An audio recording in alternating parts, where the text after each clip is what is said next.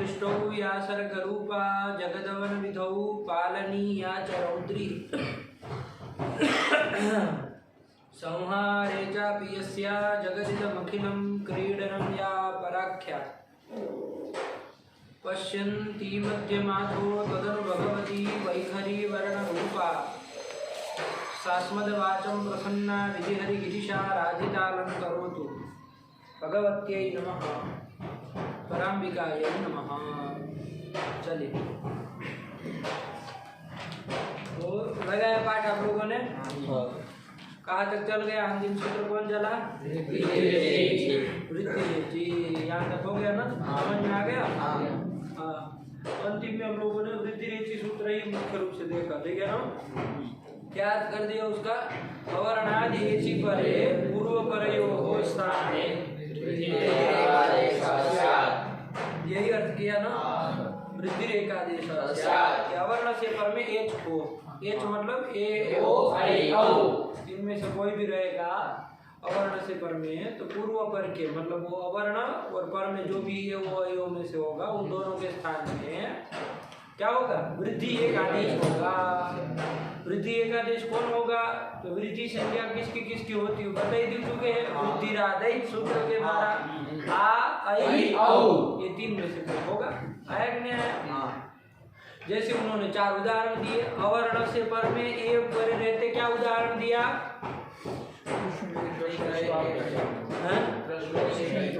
कृष्ण ही तत्व यही बोलो। तो फिर उसमें क्या है? जैसे संधि या तो विग्रह को बोलो विच्छेद करके संधि विच्छेद करके तो कृष्ण धन एक यही दिया। अवर्ण से पर में ये है। अब यहाँ पर ये अवर्ण और एक इन दोनों के स्थान में पूर्व पर के स्थान में क्या हो जाएगा?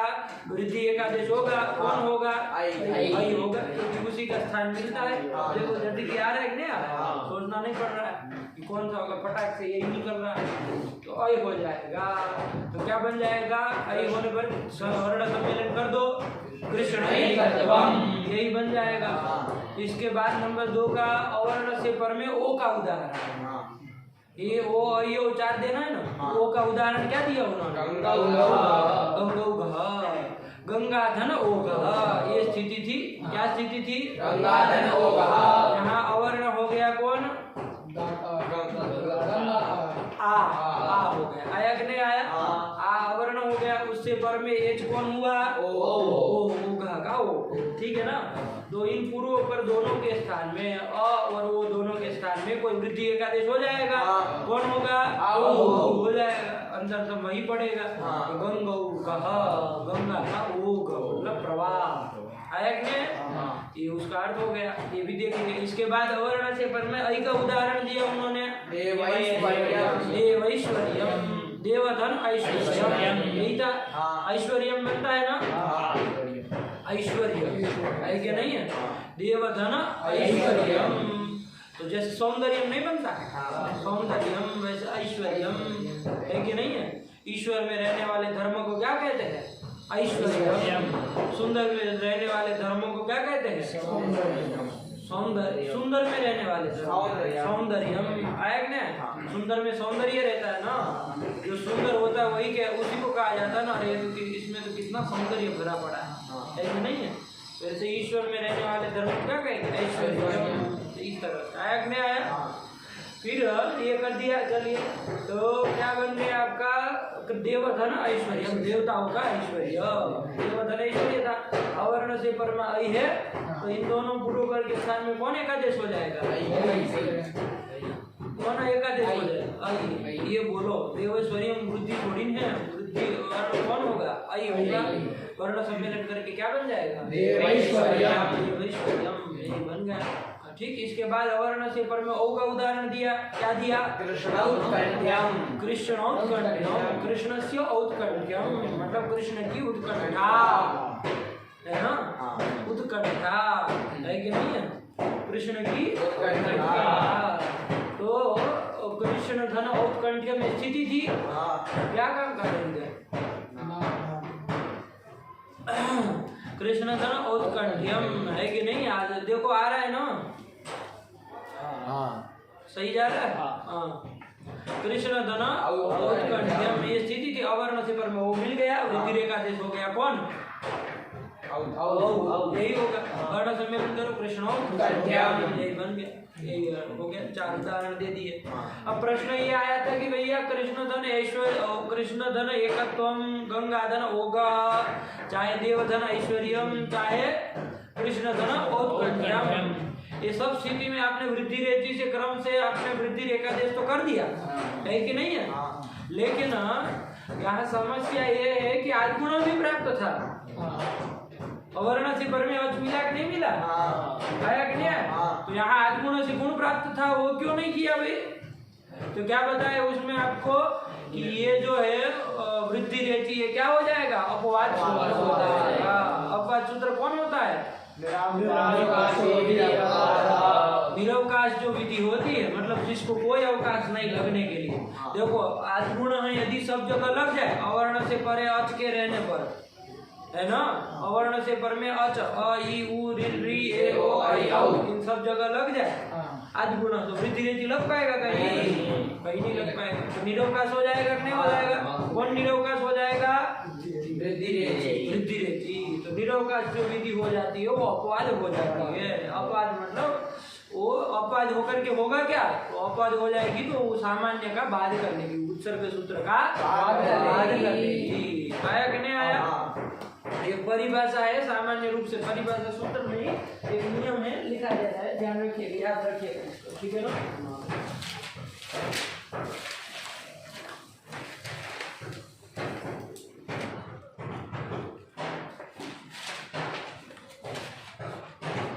ये ना प्राप्ते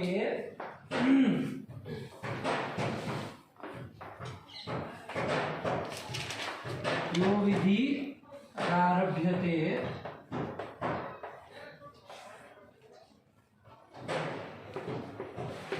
तस्य बाधको भवति।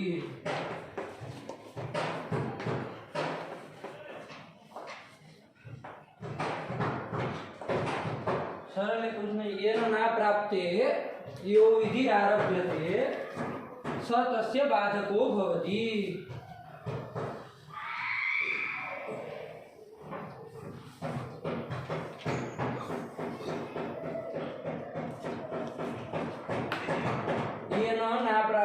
यो विधि आरभ्यते स तस्य बाधको भवति।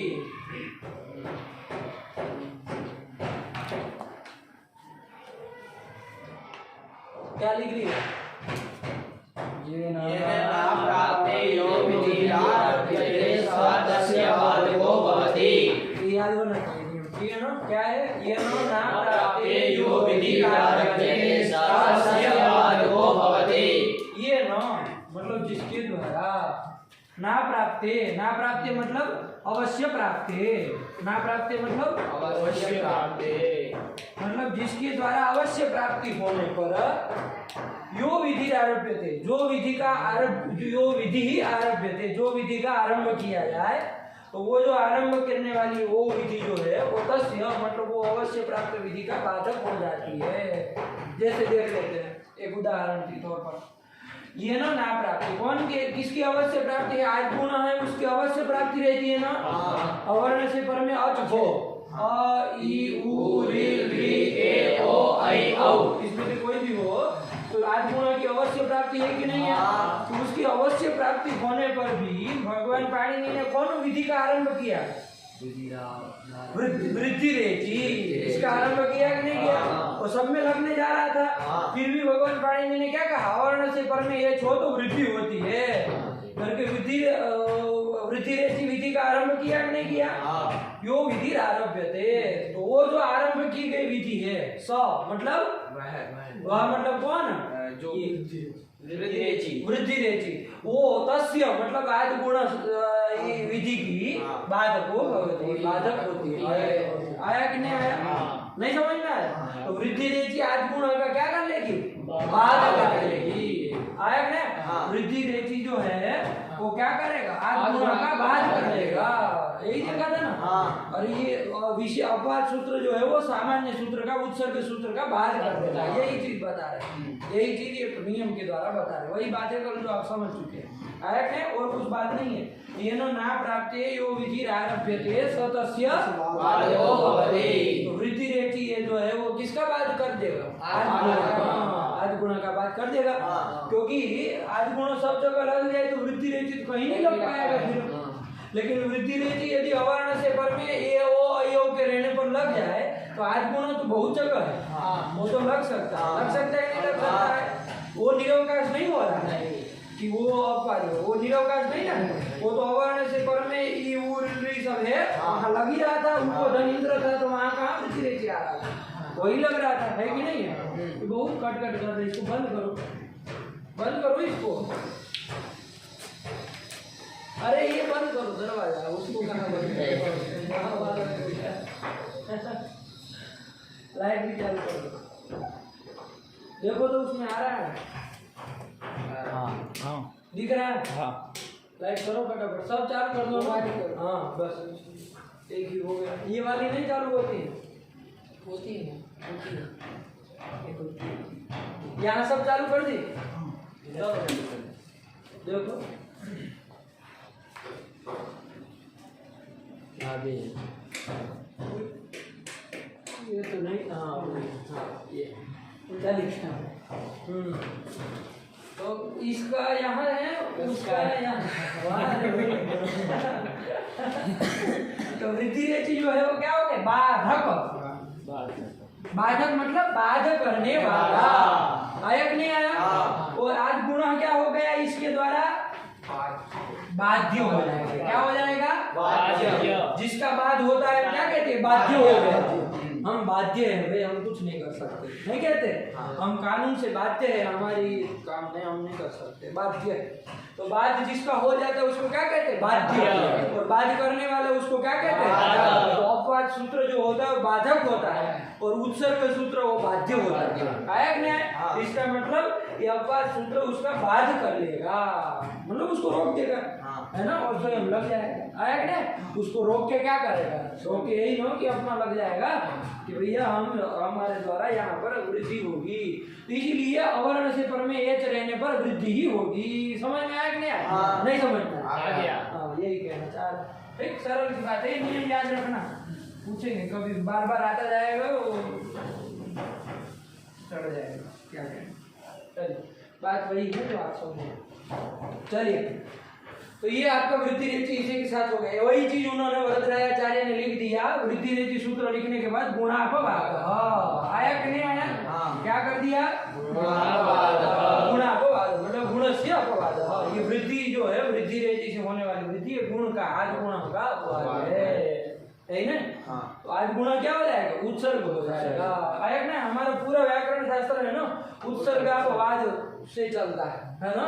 उत्सर्गापवाद से चलता है। उत्सर्ग एक उत्सर्ग बना देंगे, सामान्य नियम, फिर कोई जहाँ जहाँ अपवाद मिलेंगे वहाँ वहाँ अपवाद सूत्र बना देंगे। पहले सामान्य रूप से कह दे ऐसा इससे होता है, अवर्ण से आज परे रहते गुण होता है, कह दिया, ये सामान्य बात बता दी। अब फिर जहाँ जहाँ उनको लगा वहाँ पर विशेष सूत्र बना दे गए कि भाई अवर्ण से पर में एच होगा तो वृद्धि होगी, तो अब क्या होगा? सामान्य नियम का बाद हो जाएगा, है कि नहीं? लोक में भी हम ऐसा करते ही हैं। जैसे यहाँ पर हमको कहना हो कि भाई चलना, देखिए एक तरीका लोक में देखिए क्या होता है, जैसे हमको नयन को छोड़ करके आप सबको कहीं पर भेजना है ना, तो हमारे पास एक तो क्या रास्ता है, हम ये कहें कि भाई चंदन, शशांक, फिर कार्तिक, ये इतने लोग जो है वो क्या जाएंगे? बाहर जाएंगे, नयन नहीं जाएगा। देखो अब यहाँ कोई बाध्य बाधक वो मतलब विशेष कुछ वो नहीं करना पड़ेगा, है कि नहीं? क्योंकि हमने नाम लेके इतने का ही कहा, यही लोग जाएंगे, 6 लोग ही जाएंगे, नयन नहीं जाएगा, इतना का तो कोई वो नहीं। एक दूसरा तरीका क्या है, हम पहले कहते हैं कि भाई सब छात्र जाएंगे, है कि नहीं? आप सब जाएंगे, नयन नहीं जाएगा, नयन यहाँ रहेगा। ये दूसरा तरीका हुआ कि नहीं हुआ? देखो लागू इसी में होता है कि नहीं होता है? उसमें तो सबका नाम लेना पड़ा हमको, अब 6 का नाम लेके कहना पड़ा ये लोग जाएंगे या नहीं जाएगा, नहीं? और इसमें क्या हो रहा है? सब लड़के जाएंगे, सब छात्र जाएंगे, बात खत्म हो गई। अब सब जाने जा रहे थे, नयन भी होके जा रहा था, खड़ा हो गया, ये समस्या थी, तो विशेष बना दी, तो नयन नहीं जाएगा, वो बैठ गए, बात खत्म। रुके। तो उत्सर्गापवाद से लाघव होता है कि नहीं? थोड़ा थोड़ा विचार जैसे जैसे करते रहेंगे ना वैसे वैसे समझ में आएगा। लेकिन उत्सर्गापवाद से हमारा पूरा ये शास्त्र है। आया कि नहीं आया? कल ये कौन प्रश्न पूछा था? शायद नहीं कौन पूछा था कि भाई आज गुणा में फिर जब उसको लगना ही और ये वो री इतने के परे ही लगना है, उससे परे तो लगना नहीं है। किसको? ये परे हो तो लगना नहीं है। फिर आज गुणा में अची करते ही क्यों है? आज गुणा को क्या कर दे? अकी कर दीजिए। आया कि नहीं आया? यही कर दीजिए। तो हमने तो आज गुणा में कुछ नहीं कहा है, हम तो ऊपर से जो था वही ला रहे हैं, है कि नहीं? यदि यहाँ पर कहते तब तो तुम कहना सही होता है कि नहीं? यहाँ यदि हम अच्छी कहते हैं तब तो तुम्हारा विचार करते कहना ठीक है कि नहीं है। लेकिन इकोनॉमिक्स में जो अच्छी पढ़ा था उसी से काम चला रहे थे, और इकोनॉमिक्स में तो अच्छी कहना ही था, क्योंकि वहाँ आपकी कहने से काम नहीं चलता, तो वही से ला। तो इसमें क्या लागू हो जाता है ना, एक उत्सर्गापवाद न्याय बनाने पर। आप कहे कि वहाँ इकोनॉमिक्स में चलो अच्छी की जरूरत थी, अच्छी कर देते, लेकिन आज गुणा आया तो वहाँ अच्छी न ला करके सूत्र में ही पढ़ देते, अभी अलग पढ़ देते। क्या करना है? और अलग से पढ़ देते, इसमें अनुवृत्ति मत लाइए वहां से अच्छी की, इसमें आज गुणा अकी यही सूत्र बना दीजिए, सूत्र ही ऐसा कुछ बना दीजिए, है कि नहीं? ये कह सकते हैं आप। तो भैया ऐसा बनाने में तो गौरव ही हो रहा है ना, आपका सूत्र कितना गुरुभूत बड़ा हो जा रहा है, नहीं हो जा रहा है? गुरु बड़ा हो जा रहा है, गुरु मतलब बड़ा हो जा रहा है ना, है ना? लघु होना चाहिए ना, छोटा होना चाहिए, है कि नहीं? सूत्र जो है वो अल्पाक्षर होना चाहिए जितना हो सके। तो हमने वो जो तरीका अपनाया, ऊपर से अच्छी ले आए और इसमें कुछ नहीं पड़ा, तो देखो सूत्र इतना ही बनाना पड़ा, है कि नहीं?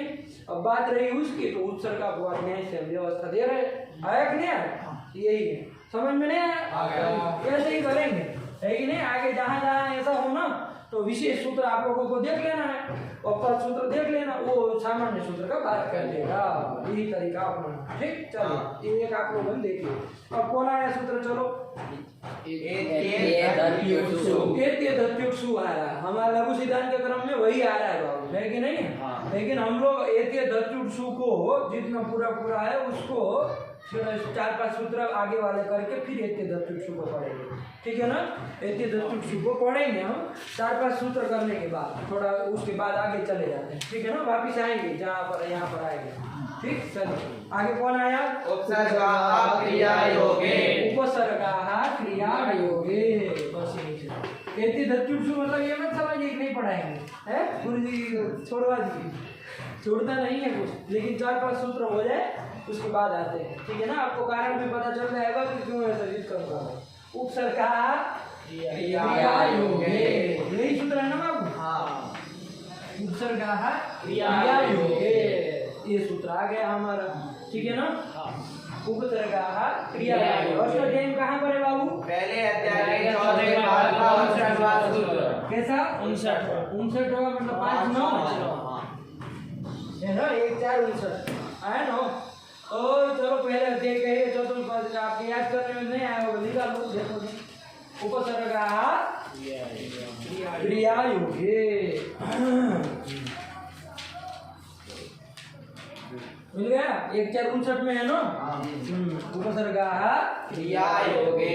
चलो छोड़ दो, आ जाओ इधर प्रकृत में, मिला नहीं ना इनको? 1-4-59 देखो बराबर,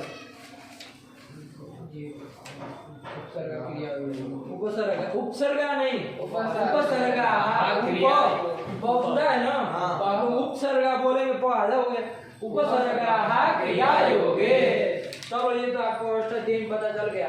6 प्रकार के सूत्र है ना हमारे, कौन कौन? संज्ञा, परिभाषा, विधेयः, अधिदेशोऽधिकारश्च, षड्विधं सूत्रलक्षणम्। 6 प्रकार के सूत्र है, उसमें से किस प्रकार का सूत्र है? संज्ञा सूत्र है। कहाँ जाने? क्या लिखा है? उपसर्ग संज्ञा करने वाला सूत्र है। कौन संज्ञा करता है? उपसर्ग है, तो संज्ञा सूत्र है, आप लोग जान ही चुके हैं। चलो कोई बात नहीं, ठीक है ना? उपसर्ग, चलो बताओ कहाँ का है? 2 पद है, आप लोग जान ही रहे, उपसर्गाः और एक क्रियायोगे, 2 ही पद है, सरल है, आना चाहिए। उपसर्गाः कहाँ का है? चलो बताओ, बताओ चंदन, उपसर्गाः कहाँ का? कहाँ का है? प्रथमा बहुवचन आया कि नहीं आया? अरे राम रामो उपसर्गो ऐसे ही चलेगा, राम की तरह चलेगा। देखो फटाफट आ रहा है ना, बस ऐसे ही पकड़ दे, ठीक है ना बाबा। क्रिया योग्य, चलो ये बता दो क्रिया योग्य कहाँ है? तृतीय एक वचन बाबू। क्रिया योग, क्रिया योगो, क्रिया योगा, तो तृतीय एक वचन में क्या बनेगा? राम की तरह चलेगा, रामेणों की तरह क्रिया योगे न, ये बनेगा ना। न कहाँ है? क्रिया योग्य है न, कहाँ नयन बनेगा? बताओ बताओ, पकड़ो नहीं।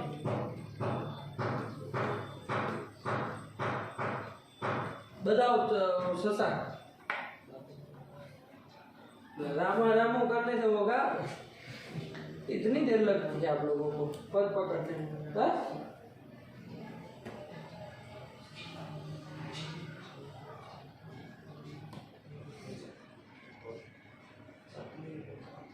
हाँ बोलो ना, तो डरती क्यों? बोलो आवाज निकल करके। सप्तमी का एक वचन है। अरे इसमें कौन सी सुनने वाली बात? सप्तमी का एक वचन है, राम में नहीं बनता है, तो फिर क्रिया योग्य उसी की तरह है।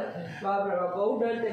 क्रिया योग्य इतना मत डरा करो। क्रिया योग्य सप्तमी का एक वचन, दो ही पद है इसमें, आया?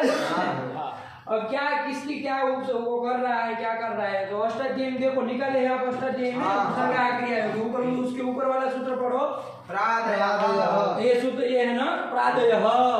ये प्रादयः यहाँ ले आएंगे, क्या ले आएंगे? प्रादयः। आया कि नहीं आया? यही ले आएंगे। प्रादि ही, प्रादि शब्द है, कैसा शब्द है बाबू? प्रादि। हरि की तरह चलेगा, हरि ही हरि हरयः।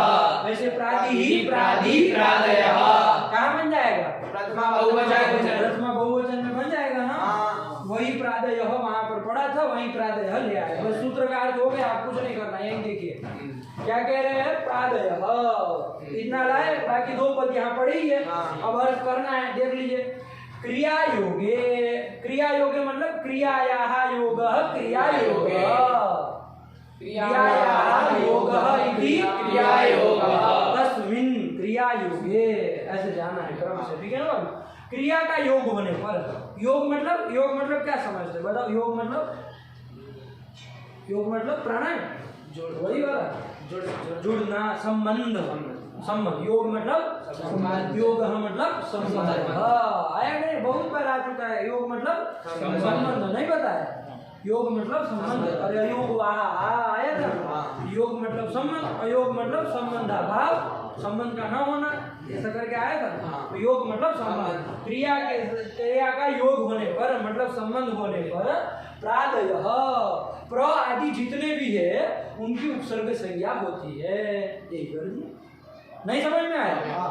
क्रिया का योग होने पर, क्रिया का योग होगा मतलब क्रिया के साथ संबंध होगा इसका, प्रादि का। तो प्रादि जो है, प्र आदि बहुत सारे हैं, उनकी क्या संज्ञा हो जाएगी? संज्ञा हो जाएगी। यही तो कह रहा है पढ़ो वृत्ति, क्या कह रहा है?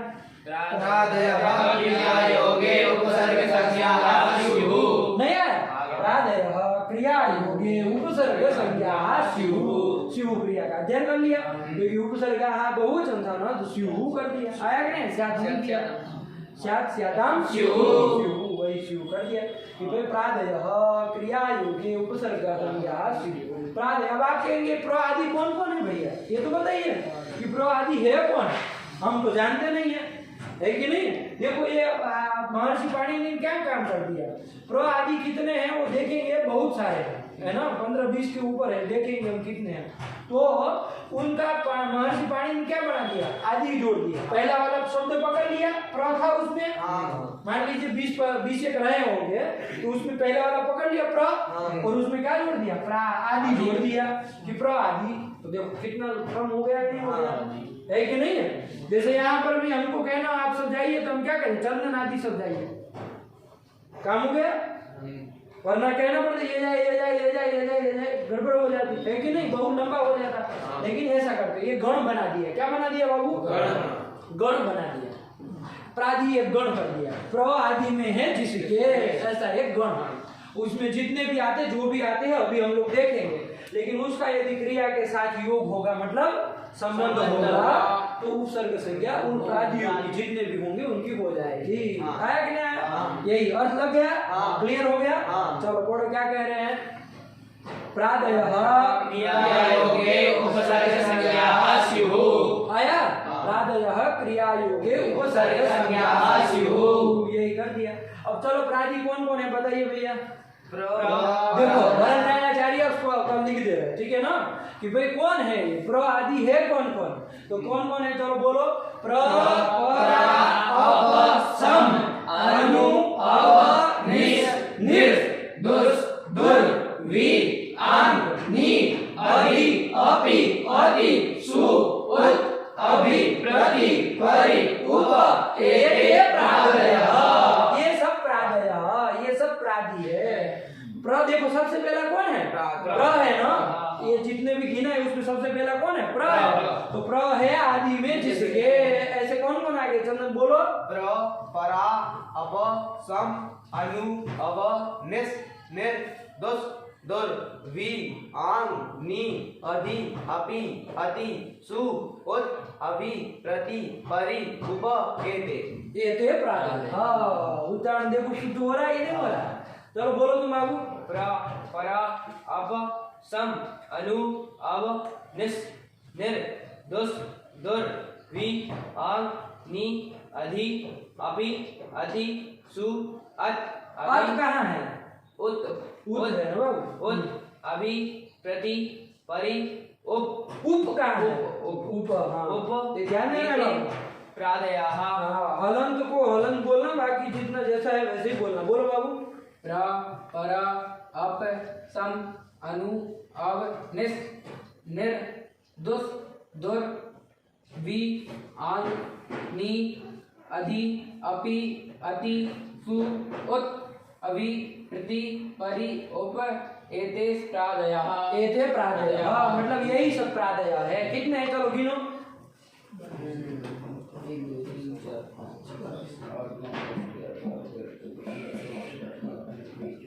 23 है ना। कितने हैं? 23 है। कितने हैं? 22। तो तुम 23 में लगे हो पीछे, अपना गिन के बताओ कितना है। 22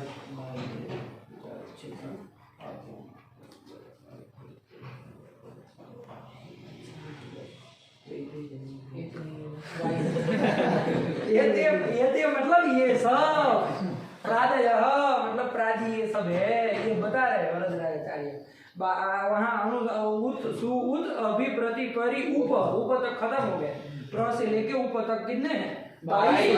ये को भी गिन लिए। वाह कब से आप तो बता रहे आपको। ये थे मतलब ये सब है ना। क्या है? प्रादयः प्रादि है। कितने 22 हो गए ना। प्र परा अप सम अनु अव निस निर दुस दुर वि आंग नी अधि अपि अति सु उत अभि प्रति परि उप एते प्रादयः। याद हो जाना चाहिए, है कि नहीं? याद होना चाहिए। कल पूछेंगे भाई इसी क्रम से बोलना है। प्र परा अप सम किसको याद है? इसमें याद है किसी को? बोलो। प्र परा अप सम अनु अव निस निर दुर वि आंग नी अधि अपि अति सु उत अभि प्रति परि उप एते प्रादयः। याद है और किसी को? प्र परा अप सम अनु देखो हंड बंड है। प्र परा अप सम कहाँ है?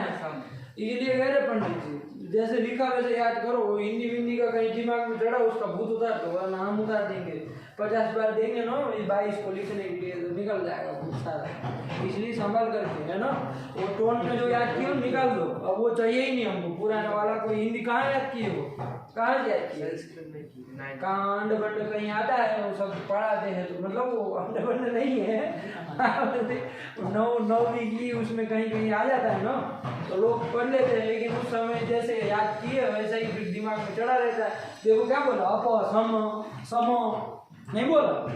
सम नहीं ना है, सम है। मकारांत है वो। आया कि नहीं आया? प्र जो है प्र उपसर्ग कैसा है? उसके अंतिम में क्या आ रहा है? ओ आ रहा है। अकारांत है ना।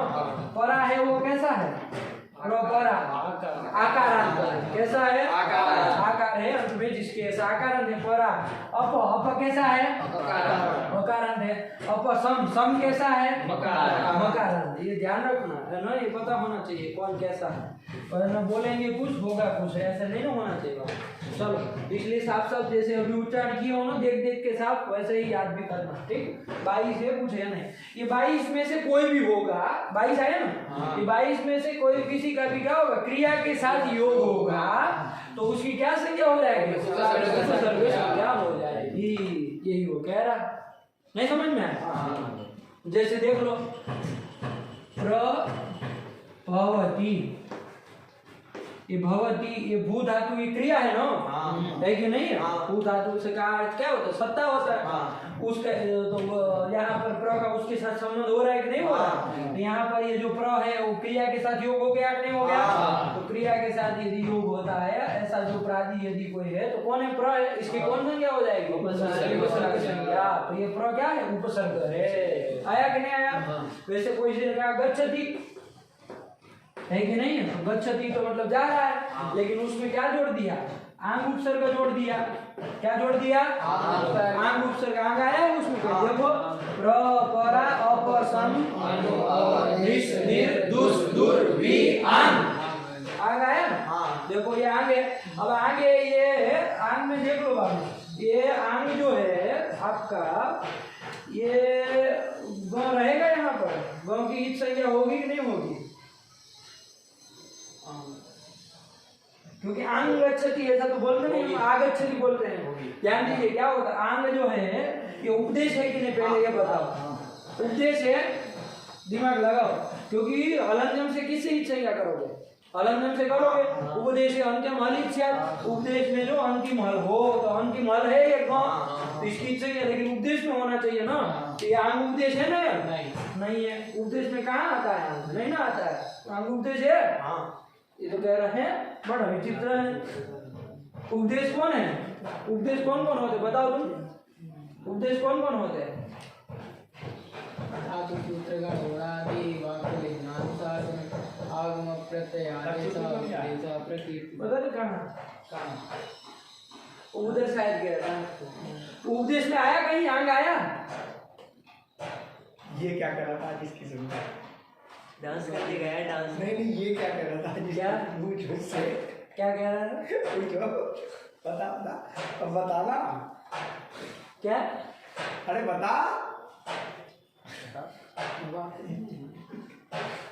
कह रहा है बताओ, आज छुट्टी के दिन भी कहीं छुट्टी खराब कर दी हमारी गुरु जी। मैं नहीं जाऊंगा आज क्लास में, मुझे नहीं जाना आज।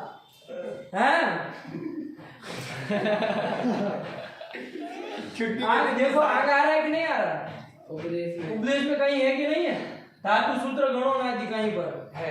कहाँ पर है बताओ तुम? धातु सूत्र गणोनादि कहाँ है? आंग कहाँ आया उसमें? धातु है कि उपसर्ग है? उपसर्ग कहाँ है? धातु सूत्र गणोनादि वाक्य ज्ञानुसार आगम प्रत्यय उपदेश उपसर्ग कहाँ है?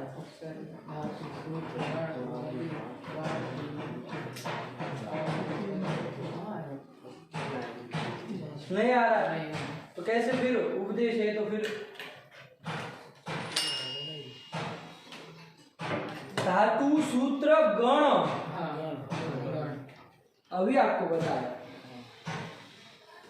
प्राधि क्या कहा बाबू? प्र है आदि में जिस गए, ऐसा महर्षि पाणिनि ने क्या बना दिया? गण बना दिया है। नहीं गण बना दिया, प्राधि करके गण बना दिया ना।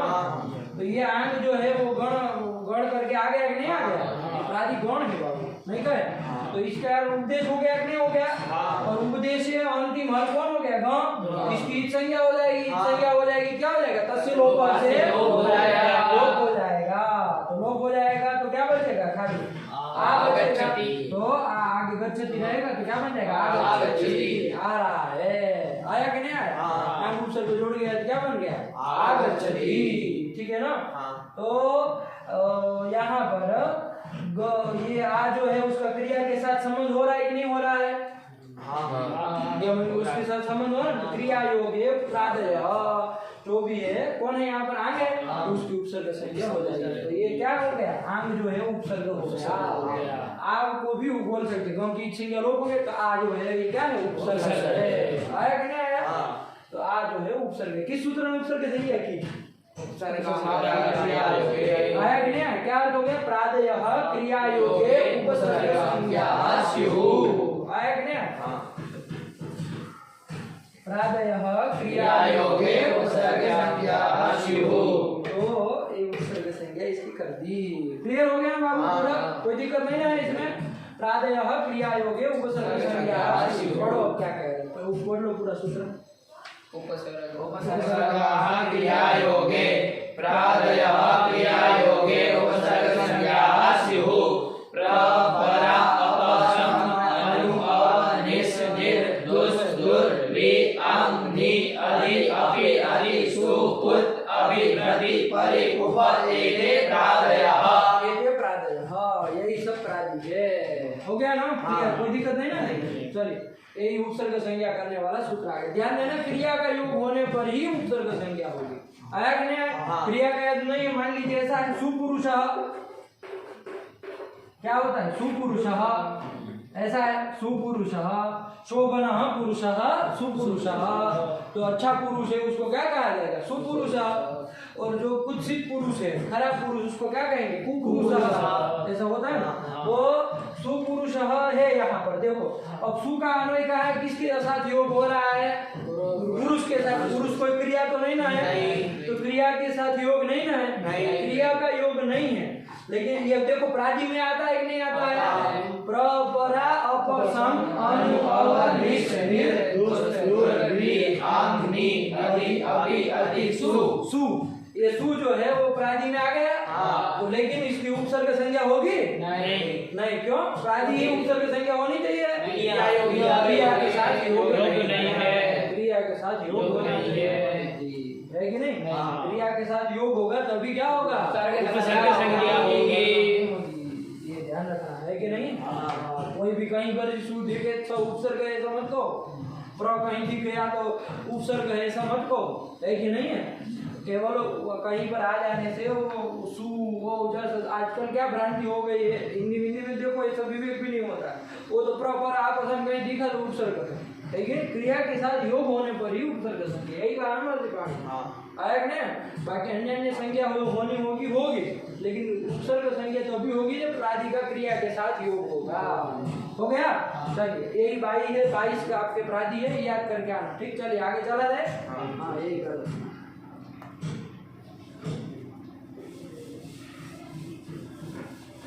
कब क्या बोलना चाहिए इसका भी ढंग होना चाहिए। चलिए क्या है, कहाँ पर पहुंचे? ठीक है ना?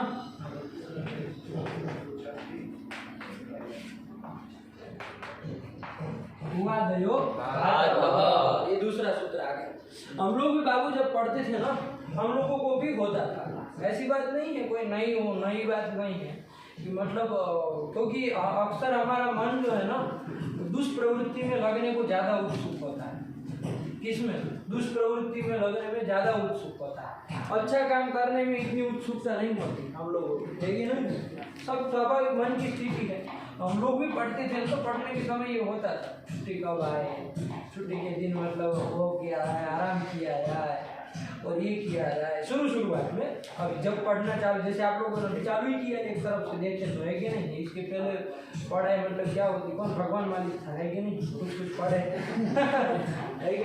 लेकिन पढ़ना लिखना तो अभी चालू, तो उसमें मतलब शुरुआत में स्वाभाविक प्रक्रिया है, इससे हमें कोई आश्चर्य नहीं होता यदि आपको ऐसा मन में आ भी रहा कि भाई छुट्टी के दिन हम जाएंगे, पढ़ेंगे, हमारी छुट्टी खराब होगी, तो कोई आश्चर्य वाली बात नहीं, हम स्वाभाविक है कि नहीं? ये न हो तो हम संदेह करेंगे कि भाई ये तो कोई अलौकिक पुरुष है कि नहीं? क्योंकि यदि ऐसा स्वाभाविक रूप से होता है कि नहीं? शुरुआत में कि भाई छुट्टी का आनंद ले क्या करें, लेकिन धीरे धीरे जैसे जैसे पढ़ते आगे बढ़ोगे ना, अपने आसपास की दुनिया देखोगे तब समझ में आएगा कि क्या मतलब छुट्टी के दिन 2 घंटा सो लेने पे कौन सा हम लोगों का शरीर चढ़ जाने वाला है? छुट्टी के दिन यदि 2 घंटा 5 घंटा दिन में मतलब क्या करते, मान लो एक क्षण के लिए कल्पना कर लो, मान लीजिए हम 5-9 भी चले छुट्टी के दिन, क्या कर लोगे 2 घंटा? कौन सा मतलब तीर मार लोगे है? बताओ, अरे शर्मा मत है, बताओ क्या क्या करोगे 2 घंटा? मान लीजिए हम नहीं भी आए तो क्या कर लोगे हैं? कौन बताया? शशांक बता रहा था हैं?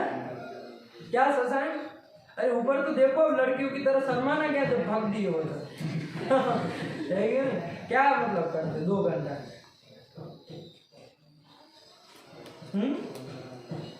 कुछ तो नहीं, मतलब ज्यादा से ज्यादा सो जाते, ज्यादा से ज्यादा एक मूवी देख लेते, और क्या कर लेते? मोबाइल चला लेते 2 घंटा, 2 घंटा खेल के बाहर घूमने चले जाते 2 घंटा, और क्या करते बताओ? 2 घंटा समय रूम में बैठ के मोबाइल चला लेते, और क्या करते हैं? और क्या तीर मार लेते नया? या तो 2 घंटा घर पे फोन में बात कर लेते, यही करते ना, और क्या करते? कोई करते और तो फिर कुछ स्वारस्य वाली बात कुछ फिर भी नहीं आती है कि नहीं? लेकिन शुरुआत में स्वाभाविक है, ये होता है, किसी को भी होता है। किसको लगा था है? किसको आया था दिमाग में? तुमको कौन बोला था? तुमने कहा था? तुमने भी कहा, यही कहा था अकेला?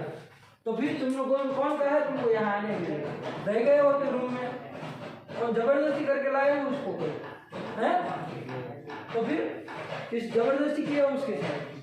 चंदन सबको पकड़ करके लाते हो, ऐसा काम करो।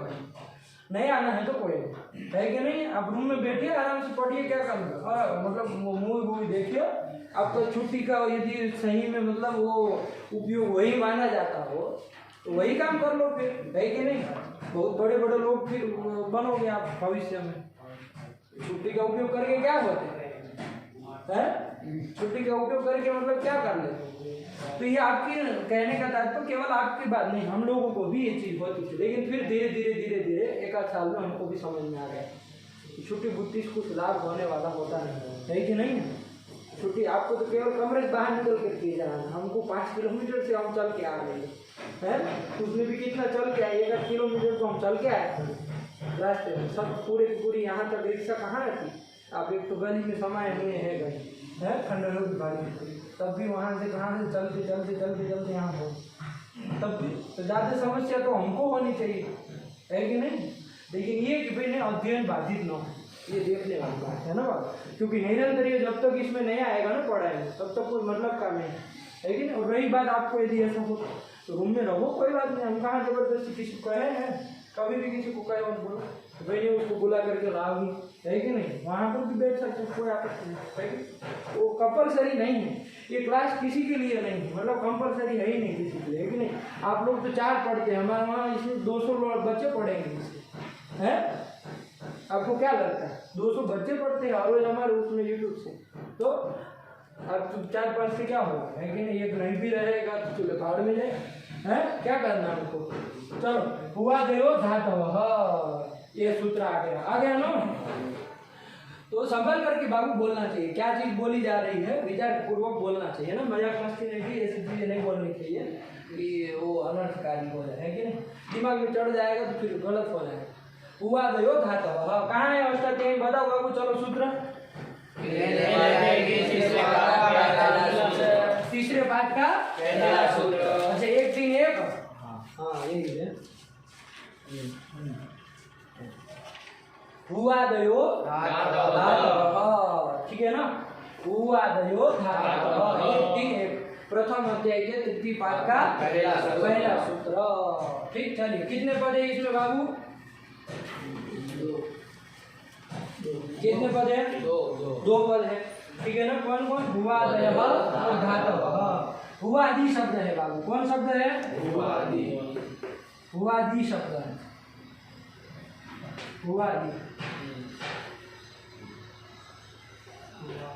हुआदि शब्द क्या है?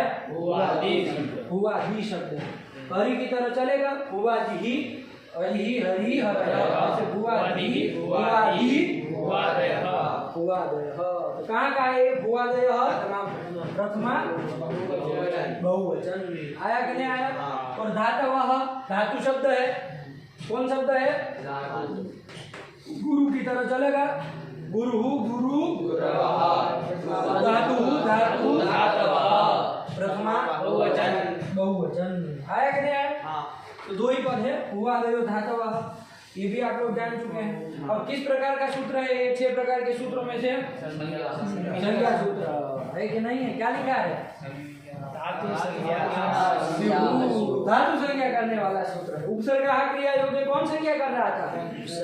उपसर्ग संज्ञा कर रहा था। ये धातु संज्ञा कर रहा है और कुछ नहीं। भुवादयो धातु। किसकी अब धातु संज्ञा करने वाला संज्ञा सूत्र है? किसकी धातु संज्ञा होती है भैया बताइए? धातु संज्ञा किसकी होती है? तो चलो देख लिया जाए धातु संज्ञा किसकी होती है। क्या है? वृद्धि क्या लिखे? क्रियावाचिनो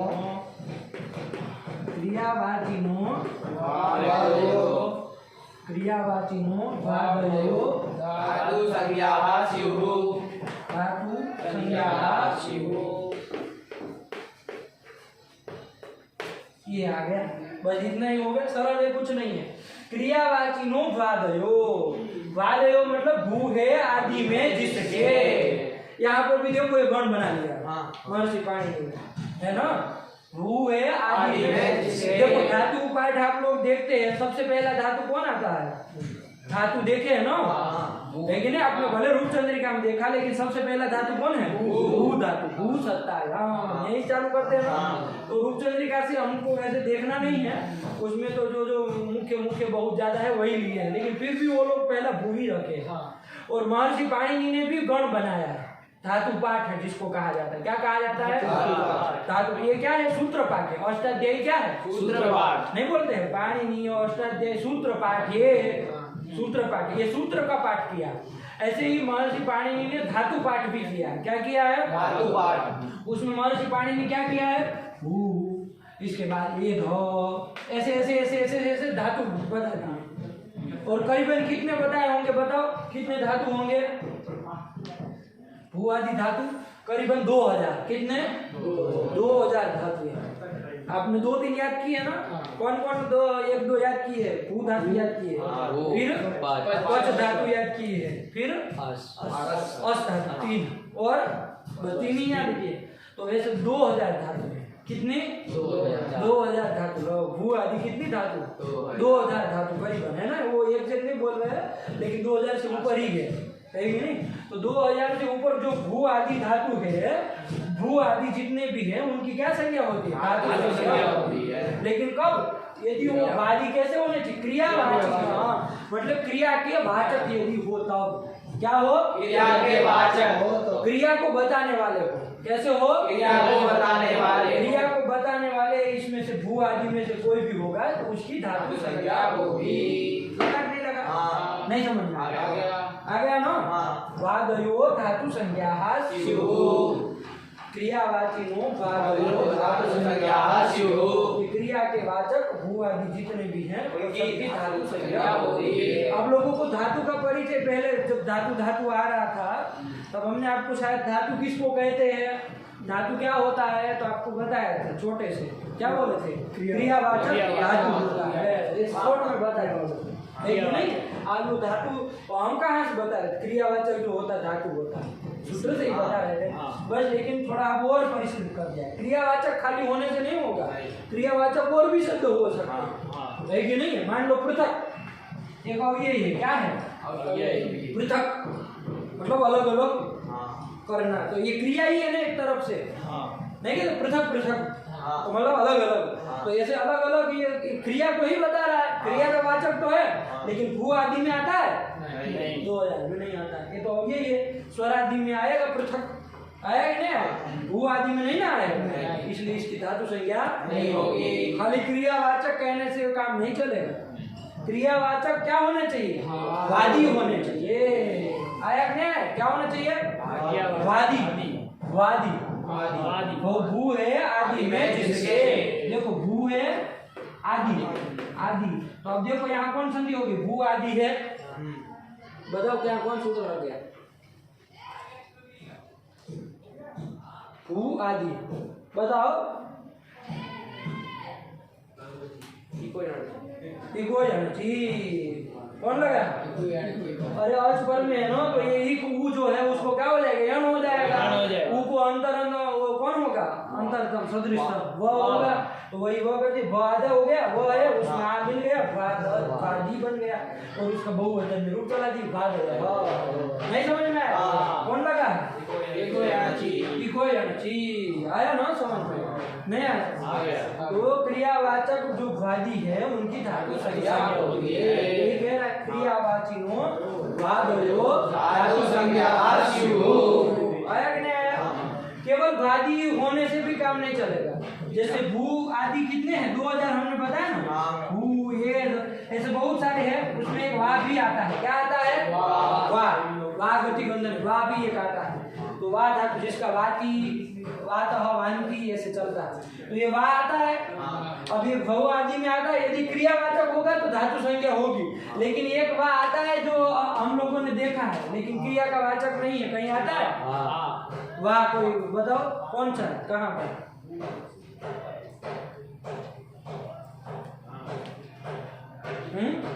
वाह। अरे अचः परस्य यरो द्वे, ये वाह कौन सा है? इस वाह का क्या अर्थ है? अरे वाह आता है ना विकल्प। तो वाह का अर्थ क्या है? विकल्प अर्थ होता है ना, वाह मतलब विकल्प। तो देखो भू आदि बहुत सारे गिनाए 2000, उसमें वाह आया कि नहीं आया? तो वाह आया है, लेकिन उतने भर से धातु संज्ञा नहीं हो जाएगी, क्योंकि क्या होना चाहिए? क्रिया का वाचक। ये क्रिया का वाचक वाह नहीं, ये विकल्पार्थक वाह है। विकल्प इसका अर्थ है।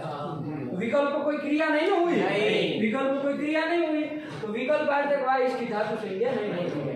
भू आदि में तो आ जाता है, और वाह आता है, वही वाह है नहीं कह रहे, लेकिन वाह आता है कि नहीं आता? जैसे भू है, ये है, ऐसे वाह आता है, धातु संज्ञा होनी चाहिए, लेकिन क्रियावाची होना चाहिए। दोनों चाहिए, क्रियावाची भी होना चाहिए, भू आदि में भी आना चाहिए। भू आदि 2000 जितने भी गिनाए उसमें से वो या तो क्रिया के वाचक और क्रिया के वाचक हो, तब उसकी धातु संज्ञा होती है। क्लियर हुआ कि नहीं हुआ? नहीं समझ में आया? क्या हो गया? नहीं क्या हो गया? हुआ दो था। यानी क्रियावाचिनो भवादयो धातु संज्ञा। क्या अर्थ हुआ इसका? इसका ये क्रिया बोलो, तुम बोलो। क्रिया का वाचक होना चाहिए और भू आदि 2000 धातुओं में आना चाहिए, तो उसकी धातु संज्ञा होती है। सरल था अर्थ है। अरे क्रिया का वाचक, वाची मतलब वाचक कहो चाहे वाचक कहो चाहे वाची कहो, एक ही बात है ना। वाचक कहो चाहे वाची कहो, एक ही बात है। क्रिया का वाचक जो वादी भू आदि में से जो भी होगा तो उसकी धातु संज्ञा होगी। क्या अर्थ हो गया? बोलो नहीं। क्रिया का वाचक है जो वादी होगा, तुम नहीं बोल पाते, व आ जाए और वाह नहीं बोल पा रहे हो, जीवा तुम्हारा काम नहीं दे रहे। वादी वादी, अरे देख के बोलो, व आ जाए वाह नहीं बोल पा रहे हो। भा नहीं भुआ,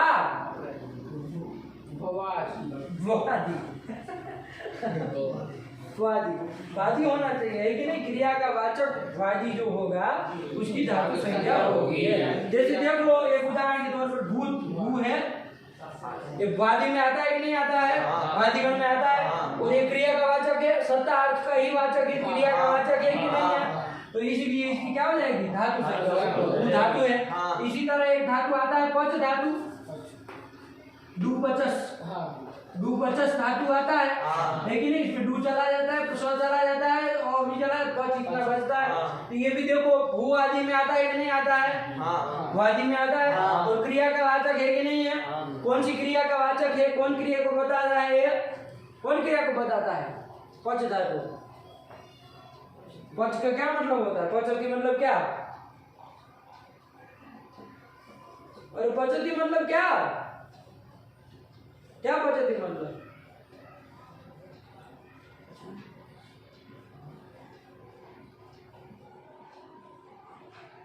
क्या पचती मतलब? खादती मतलब खाना पचाना। अब उसको पीछे वाला लाइट हुआ। खादती मतलब क्या? खाना। पचती मतलब पचाना। हाँ, तो पकाने की जो क्रिया है उसको बता रहा है ना, पच धातु। हाँ। मैंने सोचा कोई और अर्थ होगा। अरे और कौन घंटा अर्थ होगा इसका? अरे पच धातु का जब पाक अर्थी है तो और कौन अर्थ होगा? जब पचती का क्या मतलब प्रयोग करते हैं? राम पचती मतलब क्या? राम पका रहा है, भोजन पका रहा है। तो पच मतलब पकाना ही अर्थ हुआ ना। तो फिर क्या अंड पड़े? तो फिर दूसरा अर्थ क्या होगा इसका? हमने लगाया था दूसरा क्यों होगा भाई? एक पहले जो है उतना तो आ जाए, फिर दूसरा होगा तो देखेंगे। एक का आता न पता, दूसरे अर्थ ढूंढने निकले है कि नहीं है? पच धातु जो है वो क्या है? पाक क्रिया को बता रहे हैं ना। तो क्रिया का वाचक हुआ और भू आदि गण में आता ही है, आदि में आता है, तो इसकी भी धातु संज्ञा हो जाएगी। भू धातु है, पच धातु है, हम क्या कहते हैं इन सबको? धातु कहते हैं। आया कि नहीं?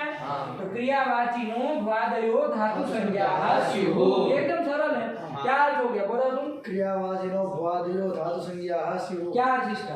भुआदि धातु यदि क्रियावाचक में हो गए तो उसकी धातु संज्ञा होगी।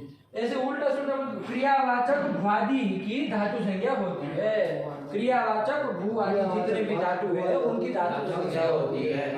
भू आदि जितने भी है उनकी धातु संज्ञा होती है। क्या अर्थ हो गया ऐसा? क्रियावाचक जो भी भू आदि है उसकी धातु संज्ञा होती है। आया कि ना? भू आदि कितने हैं? 2000 है। तो एक बार में फर्र से हम लोग पढ़ लेंगे तो 2000 धातु कौन है पता चल जाएगा।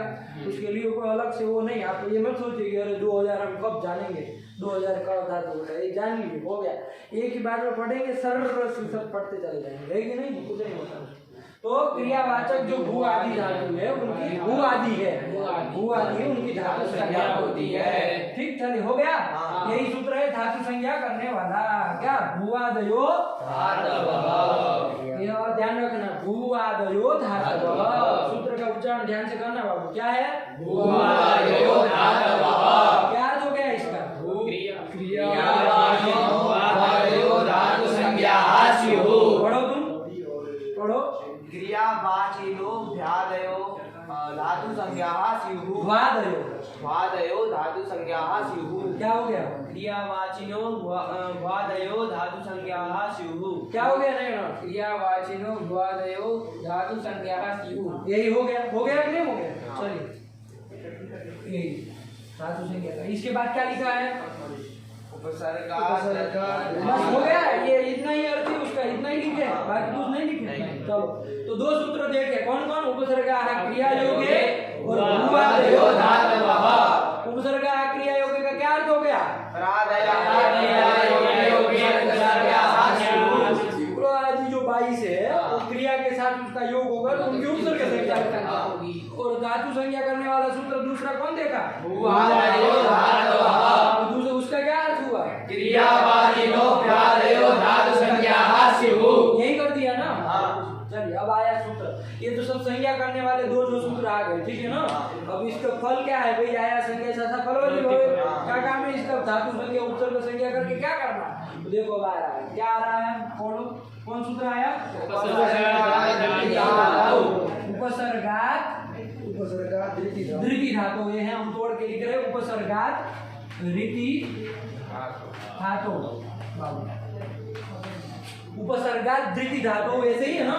उपसर्गात धृति धातु तो संधिकरण ग हो गया, उसमें री जुड़ गया है, उपसर्गात धृति लिख दिया, आगे धातु वैसे लिखा। हमने तोड़ के अलग कर दिया। आप लोग समझ लीजिए कहाँ का है अष्टाध्यायी में?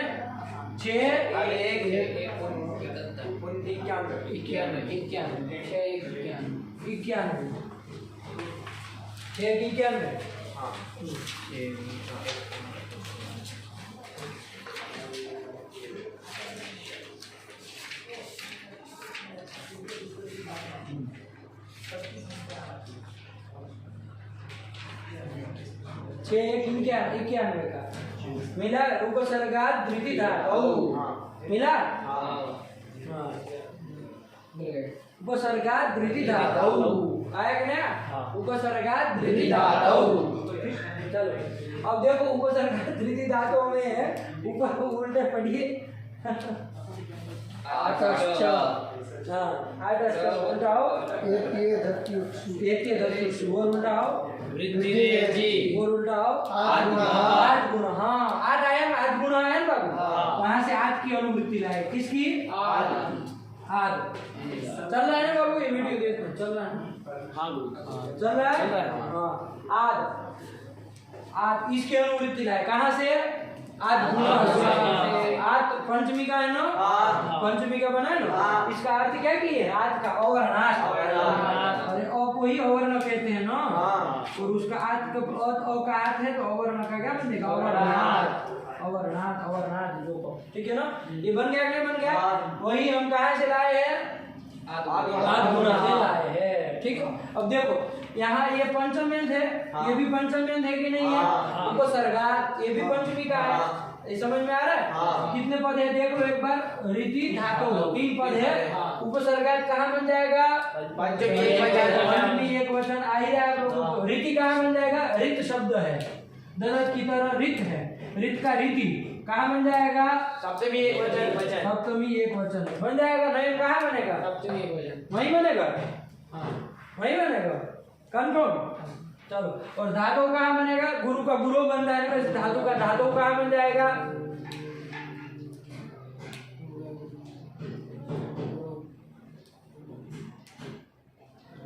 धातु सप्तमी एक वचन सप्तमी एक वचन का है, आया कि नहीं आया? कहाँ का है? सप्तमी एक वचन नहीं पकड़ में आ रहा है?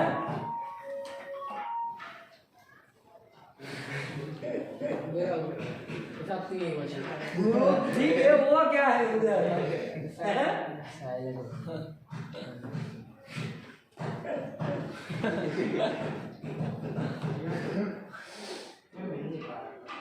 धातु कहाँ का है? सप्तमी एक वचन 3 पद है बाबू, कुछ नहीं है। उपसर्गात, रीति और धातु, ये है 3 पद। अब हम देख रहे थे अनुवृत्ति को, कहाँ से कौन पद आया? तो अवर्णात ही देखा कि कहाँ से आ गया? आठ से आ गया, उसी का अवर्णात कर दिया। अब देखो ये पंचमी का है, उसमें ये विशेषण हो जाएगा अवर्णात उपसर्गात, ऐसे हो जाएगा अवर्णात उपसर्गात, ऐसा हो जाएगा। लेकिन एक बात दो बाबू, एक बताए थे आपने, ये ना विधिष्ट तदंतस्य, है ना, आपको याद करने में भी आया। उसका अर्थ बताए कि विशेषण जो होता है उसकी क्या हो जाती है? तदंत विधि हो जाती है। क्या हो जाती है? तदंत विधि। विशेषणम तदंतस्य संज्ञा से। ये विशेषण है कि नहीं? उपसर्गात विशेष है, उसका विशेषण कौन हो गया? अवर्णात। तो इसमें तदंत का बोध कराएगा तो अवर्णात का अर्थ क्या हो जाए? अवर्ण किसका? अवर्ण मतलब अब क्या तदंत विधि हो जाने पर अवर्ण से क्या समझना? अवर्णांत समझना। क्या समझना? अवर्णांत। और अवर्णांत है ना, तो अवर्णांतात ये हो जाएगा पंचमी का। कुछ नहीं किया, अवर्णात था कि नहीं था? तो ये ना विधिष्ट तदंत ने कह दिया कि भाई जो विशेषण होता है उसको तदंत हो जाए, वो तदंत को बताएगा। मतलब अवर्ण विशेषण है तो अवर्ण को नहीं बताएगा, अवर्णांत को बताएगा। वही कर दी अवर्णांत। पंचमी तो जोड़ दी थी, पंचमी जैसे थी वैसे, तो अवर्णांतात मतलब अवर्ण है अंत में जिसके, ऐसा उपसर्गा, ऐसे उपसर्गात परे। आया कि नहीं आया? यही कर दिया। तो वो किसी सूत्र से हुआ, आप लोग ज्यादा घबराइए मत, मान लीजिए नहीं वो तदंत विधि वो आपको आ रही है तो कोई बात नहीं, उसी से अर्थ हुआ, प्रक्रिया बता रहे, समझ लीजिए खाली, धीरे धीरे आ जाएगा। अवर्णांतात ये बन गया कि नहीं बन गया? देखो वृत्ति बोलो, अर्थ बोलो क्या है? अवर्णांतात उपसर्गात। देखो हो गया कि नहीं हो गया? देखो अवर्णांतात उपसर्गात, उपसर्गात तो इसमें पढ़ा ही था। आप कहते अवर्णांतात कहाँ लाया? हम कहते आपको 8 गुणों से लाए, तो आपके वहां तो 8 था, 8 मतलब अवर्णांत, तो अवर्णांतात कहाँ से हो गया? तो ये न विधिष्ट तदंतस्य से तदंत की संज्ञा होती है, वो संज्ञा सूत्र ही है ये न विधिष्ट तदंतस्य, ठीक है ना? वो जब भी आएगा तो विस्तार से पढ़ेंगे, लेकिन अगर शॉर्ट से समझिए कि अवर्णांत अर्थ हो गया। अवर्ण का अर्थ क्या हो गया? अवर्णांत, मतलब अवर्ण है अंत में जिससे, ऐसा उपसर्गात। अब आगे पढ़ो। ऋकारादौ, ऋकारादौ धातौ परे वृद्धि रेखा देशः स्यात्। परे वृद्धि रेखा देशः।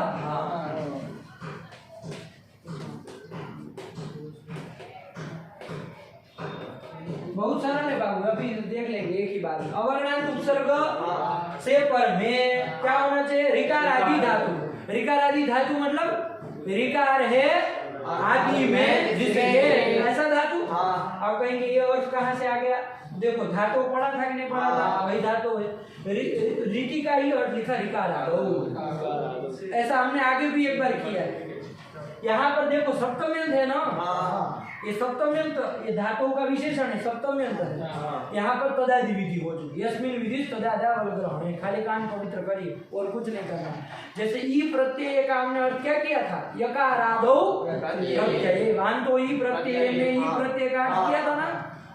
ई प्रत्यय का क्या किया था? यकारादो प्रत्यय। जैसे रीति धातुओं का अर्थ क्या हो गया? प्रत्यय धातु, धातु यहाँ प्रत्यय नहीं ना, धातु ऋकारादो धातु, यही कर दिया। तो उसी कारण हुआ है, घबराइए मत, कोई अपने मन से अर्थ नहीं बना रहे, सब नियम है। महर्षि पाणिनि ने जैसे जैसे किया वैसे ही सूत्र का अर्थ बना। आपको लगे कि और कैसे अर्थ बना, सूत्र में तो कुछ लिखा, आप अर्थ कुछ बना रहे, जो महर्षि पाणिनि का वैसे ही अर्थ बना, ठीक है ना। लेकिन वो सूत्र ज्यादा लंबा चौड़ा हो जाएगा, है कि नहीं। अभी केवल पकड़ लीजिए क्या कहना चाह रहे हैं। अवर्णांत उपसर्ग से पर में ऋकार आदि धातु यदि पर में हो, कैसा धातु पर में हो? किससे पर में? अवर्णांत उपसर्ग से पर में ऋकार आदि धातु यदि पर में हो तो वृद्धि रेखादेश होता है। किसको होता? बताया? बता रहा है इसमें कोई? किसको हो रहा है ये? नहीं। अरे अवर्णांत उपसर्ग से पर में ऋकार आदि धातु हो तो वृद्धि रेखादेश होता है। किसको होता है? आपने कुछ बताया नहीं। तो देखो ये भी एक अपूर्व प्रयोग के अधिकार में है कि नहीं? अष्टाध्यायी में देखो, एक अपूर्व प्रयोग का अधिकार है। कहाँ है?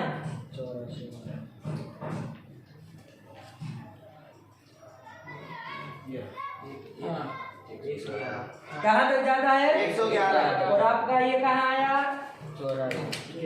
उपसर्ग तृतीय धातु 91। आ ही जाएगा ना, 111 तक वो चल रहा है, इसमें भी जाएगा। तो क्या हो जाएगा? अवर्णांत उपसर्ग से पर में ऋकार आदि धातु पर में हो तो किसके होगा? वृद्धि रेखादेश किसको होगा? पूर्व पर में हो। पूर्व और पर दोनों के स्थान में होगा। आया कि नहीं आया? पूर्व और दोनों के स्थान में क्या होगा? वृद्धि रेखादेश होगा। एक आदेश होगा, वृद्धि रेखादेश। और आगे नहीं आया? सरल सा है, कुछ नहीं। एक उदाहरण दे देंगे, आप लोगों को समझ में आ जाएगा। देखो, प्रधन रिच्छति, क्या है बाबू? रिच्छति। आया कि नहीं आया? रिच्छ धातु है, जैसे भू धातु है ना, वैसे रिच्छ धातु है। कैसी धातु? रिच्छ धातु है।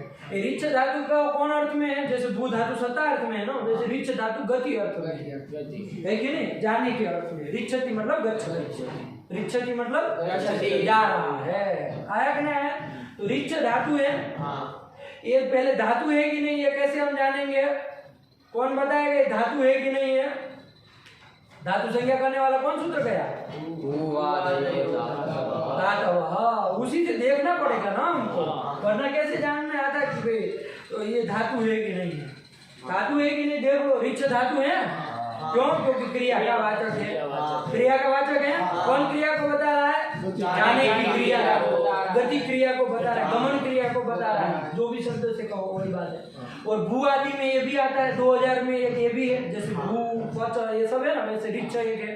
तो क्रियावाचक भू आदि धातु में आया, तो इसलिए इसकी क्या हो गई? धातु संज्ञा हो गई। तो धातु है ये क्लियर? रिच्छति उसी का बना हुआ। ठीक। अब ये प्र जो है ये उपसर्ग है कि नहीं, पहले देख लो। उपसर्ग है कि नहीं, हम कौन सूत्र बताएगा? क्रिया योगे। हाँ, क्या कहता है वो? कि क्रिया के योग में प्रातः उपसर्ग संज्ञा स्युः। प्र आदि में तो आता है, सबसे पहला ही है कि नहीं है? लेकिन क्या होना चाहिए? क्रिया का योग हो रहा है। क्रिया का योग हो रहा है और गति क्रिया के साथ योग हो रहा है, तो उसके योग हो रहा है, तो इसलिए क्या हो गया आपका? उपसर्ग हो गया। हो गया कि नहीं हो गया? ये उपसर्ग है, ये धातु। ये चीज आपको समझ में आ गई? देखो, इसीलिए पहले दो सूत्र बता दिए, क्योंकि इसमें दोनों की जरूरत पड़ने वाली है। क्या कह रहा? अवर्णांतात् उपसर्गात् ऋकारादौ धातौ परे पूर्व परे और स्थाने। बाबू इसमें लिखा नहीं है वरदराजाचार्य ने, सरल था तो वो छोड़ दिए, वो कहे अब तो समझ में आ ही गया होगा, लिखने की जरूरत नहीं है, लेकिन हम लिख दे रहे हैं। पूर्व परयोः स्थाने वृद्धि रेखादेशः स्यात्। अब घटा लिया जाए अर्थ को। अवर्णांत जो उपसर्ग, पहले देखो ये उपसर्ग है और इसके अंत में क्या आ रहा है? अवर्णांत उपसर्ग हुआ नहीं। अवर्णांत उपसर्ग मतलब अवर्ण है अंत में जिसके, ऐसा उपसर्ग। अवर्णांत उपसर्ग कौन हो गया? प्र। उससे पर में क्या होना चाहिए? ऋकार आदि धातु। उससे पर में धातु ऋच धातु पर में है, उसके आदि में क्या है? ऋकार आदि धातु पर में मिली कहीं नहीं, ऋकार आदि धातु पर में है। तो पूर्व परयोः स्थाने, अब पूर्व करके ना चंदन किसको पकड़ेंगे? प्र के को पकड़ोगे। क्यों? अवर्णांत उपसर्ग से पर में कहा ना। अवर्णांत उपसर्ग कौन हुआ? अवर्ण है अंत में जिससे ऐसा उपसर्ग कौन हुआ? प्र पूरा हुआ। और ऋकार है आदि में जिसके ऐसा धातु कौन हुआ? ऋच्छ। वो तो टी तो प्रत्यय ऋच्छ, इतना धातु आया कि नहीं आया? तो ऋच्छ ये धातु हो गया। तो पूर्व पर के स्थान में पूर्व करके किसको पकड़ोगे? पूरे प्र को पकड़ लेंगे, पर करके पूरे ऋच्छ को पकड़ लेंगे, इन दोनों के स्थान में कर देंगे, फिर बचेगा क्या? खाएंगे पिएंगे कि कुछ नहीं, है कि नहीं? चलो कुछ नहीं, पूर्व करके जैसे बोला तुमने कि अ ही पकड़ेंगे। पूर्व करके किसको लेंगे? अ। और पर करके किसको लेंगे? रि। इन दोनों के स्थान में, मतलब प्र का अ और ऋच्छ का रि, इन दोनों के स्थान में क्या हो जाएगा? वृद्धि रेखादेशः स्यात्। ये अ और रि के स्थान में होगा वृद्धि रेखादेश। वृद्धि संज्ञक बाबू कौन कौन होते हैं? आ, आई, औ। ये तीन होते हैं, इसमें से कौन होगा बताओ? चलो सदृष्टम करना है। अ का स्थान देख लो, अ का रि का मूर्धा आया कि नहीं? इसमें यहाँ पर देखो कंठ मूर्धा वाला कोई है? आ का ऐ का कटतालु, ओ का कंठोष्ठम। कौन किया है? बड़ा मुश्किल।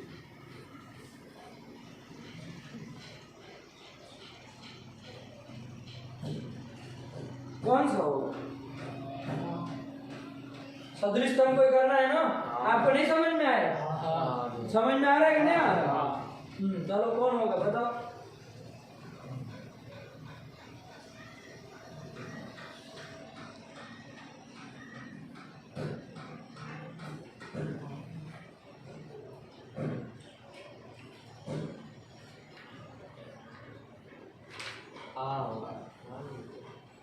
आओगा? ले आ क्यों होगा भाई? आ को का अंतर तब इसमें दिखाई दे रहा है।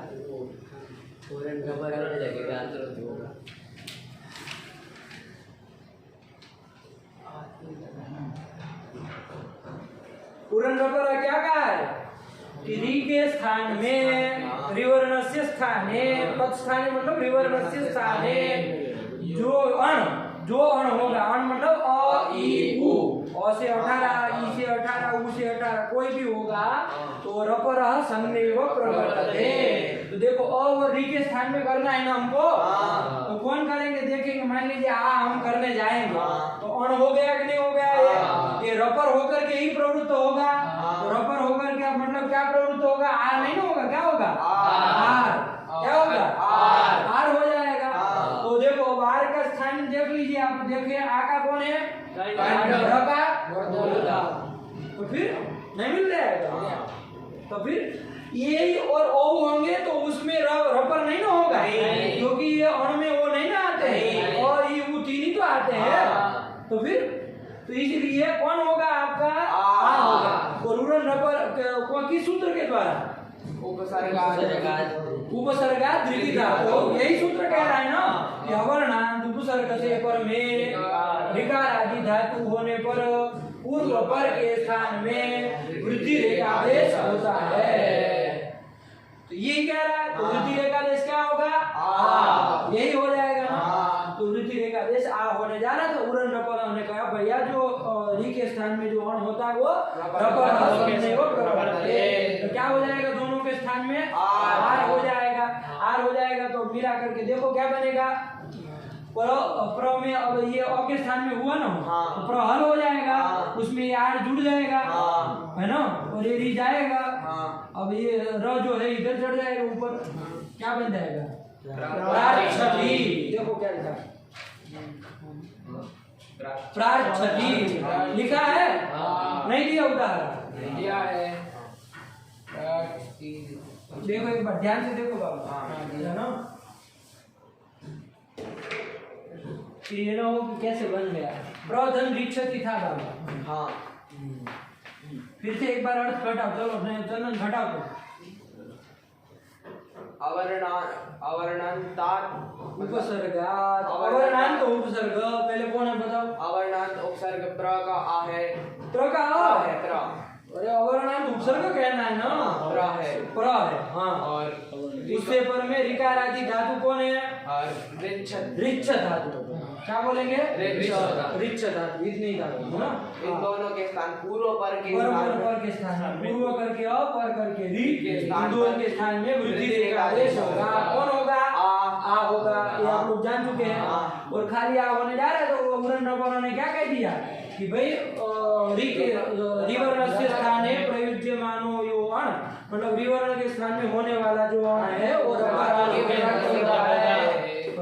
के प्रवृत्त होगा। क्या होगा? आर होगा। आया कि नहीं आया?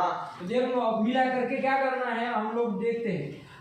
प्र ये हल हो जाएगा, है कि नहीं है? अब वो और री के स्थान में क्या हुआ? आर। और आगे क्या है? री के स्थान में भी हुआ ना, आगे क्या रहेगा? बचेगा क्षति। क्षति यही बचेगा ना, प्र आर क्षति। मिला दो, कुछ नहीं करना है। प्र में आ मिला दो तो क्या बन गया? प्रा।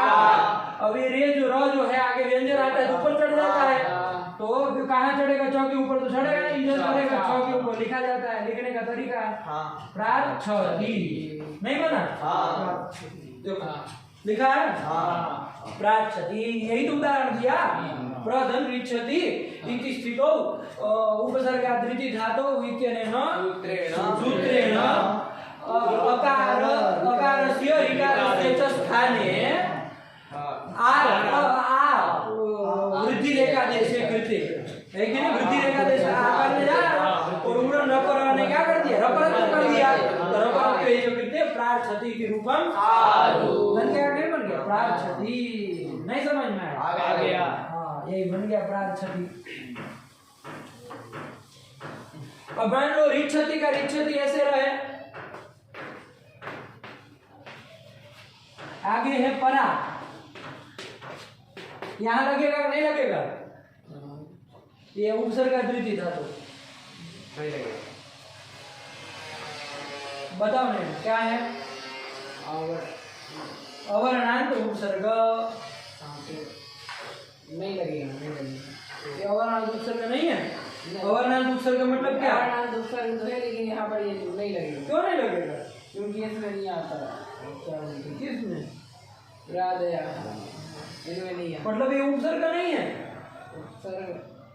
सर्ग तो है, तो प्रादि में नहीं है, उपसर्ग भी है, दोनों कैसे बोला है। अरे प्रादि में उपसर्ग है कि नहीं? पहले ये रिच्छ धातु है तो आप मान चुके हैं, क्रियावाची हो बांधे धातु से। ये परा उपसर्ग है कि नहीं? ये देखो क्या कहा है कि क्रिया योग्य प्रादय, क्रिया का योग है ही, तो प्रादि होना चाहिए। प्रादि में आता है परा? कहाँ आता है? परा दूसरे नंबर में ही आता है। तो ये तो उपसर्ग तो हुआ, ये उपसर्ग संज्ञा जिसकी हो जाएगी ना। अरे तो क्रिया योग्य प्रादय उपसर्ग संज्ञा, उपसर्ग तो है ही, तो फिर मना कैसे कर रहे हैं? होगा कि नहीं होगा? अब अवर्णांत है ना, वो अवर्णांत। अवर्णांत होना चाहिए। अवर्ण से कितने लेते हो तुम? यहाँ तपरकरण किया है हमने, और से कितने आएंगे? तुम बताओ, हमको क्या पूछ रहे हो? तुम बताओ, तपरकरण तो किया नहीं हमने कोई। आज गुणों से आज लाए थे, वहां तो बड़ा आपको गंगोदकम में कर रहे थे, और से पर में आज मिला तो झोंक दे रहे थे। यहाँ कौन सा तपरकरण हो गया? अवर्णांत नहीं है परा है। अरे 18 में से कोई भी वर्ण अंत में हो तो आएगा ना। अवर्णांत उपसर्ग ये कौन मिल गया? अवर्णांत उपसर्ग कौन मिल गया? परा। अवर्ण है अंत में जिसके ऐसा उपसर्ग कौन मिल गया? परा। उनसे पर में ऋकार आदि धातु कौन हो गए? तो यहाँ पूर्व और पर के स्थान में पूर्व करके किसको लेंगे? आ, और पर करके किसको लेंगे? री। इन दोनों के स्थान में वृद्धि रेखा आदेश हो जाएगा। होगा कि नहीं होगा? लगेगा कि नहीं लगेगा? क्यों मना कर रहे? क्या सोच के मना कर रहे? वो अवर्णन तो नहीं है ऐसा सोच रहे? आज से रस्व आके क्यों ऐसा सोच रहे थे? आज गुणों में तुमने नहीं सोचा कि भाई उनको धन इंद्रम लगाए, गंगा धन उदगम में भी तो अवर्ण से गंगा का आप पकड़ रहे थे, वहां तो नहीं तुमने दिमाग तो लगाया। आएगा कि नहीं आएगा? और तपरकरण यहाँ नहीं ना किया है, तो फिर अवर्ण तो उपसर्ग ये मिल गया, उससे पर में ऋकार आदि धातु पूर्व पर के स्थान में आ और री के स्थान में वृद्धि रेखा देश हो जाए। कौन हो जाएगा चंदन? आ ही होगा, है ना? आ ही होगा, आ होगा और वो उड़न रबर कह देगा, रबर होकर के प्रवृत्त होगा तो क्या रूप बनेगा? चलो सब लोग लिख के बताओ क्या बनेगा, हम देखते हैं सबका। वर्ण सम्मेलन सब कर देंगे, आर कर देंगे तो क्या बनेगा? ध्यान से लिखना। आ और री के स्थान में आर कर दिया है।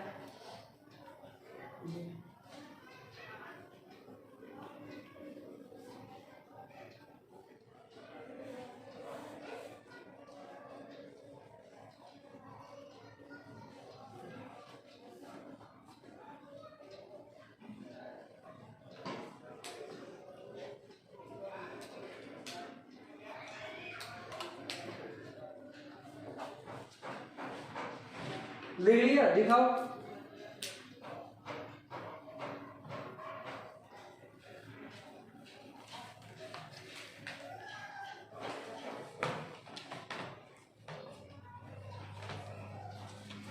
आप लोगों को कैसे लिखा मिला लीजिएगा। देखिए पराग के आके वो री के स्थान में करना है ना, तो ये रो हल हो जाएगा। ठीक, अब आर होगा और छति ऐसा पीछे रहेगा, यही होगा ना। अब इसको मिलाना है, र में आ मिल गया तो क्या बन गया? परा मिल गया। ये रेप जो है ऊपर चढ़ जाएगा तो क्या बन जाएगा? परा छति। अब देखो कौन किसका नहीं मिला इसके साथ, प्रामाणिकता से हाथ खड़ा करो। क्या लिखे तुमने? प्राप्त थी वो रो जो था उसको तो रो को मिला के प्रा बना दिया। क्यों? परा उपसर्ग है ना बाबू, तो आ निकल गया वहां से, तो आ निकल गया तो रो आधा रहा ना, इसका थोड़ी चला गया पोका। अरे पर रहेगा ना, ये रहेगा। प्र कैसे हो जाएगा? प्र और पर में अंतर नहीं समझ में आ रहा, ये तो पर हो गया ना। तो फिर अब उसमें आर मिला करके और रेप चढ़ा दो, पराग क्षति, क्या बनेगा? नहीं समझ में आया क्या? वो र को उसमें मिला दिया था। किसमें? अरे ये र को इधर क्यों मिलाओगे तुम, ये मुझे बताओ कारण। पहले ये दो, ये र में जो आ है उसको इधर के र को इधर कैसे मिला सकते हो? कौन कौन नियम से चढ़ा दिए हैं?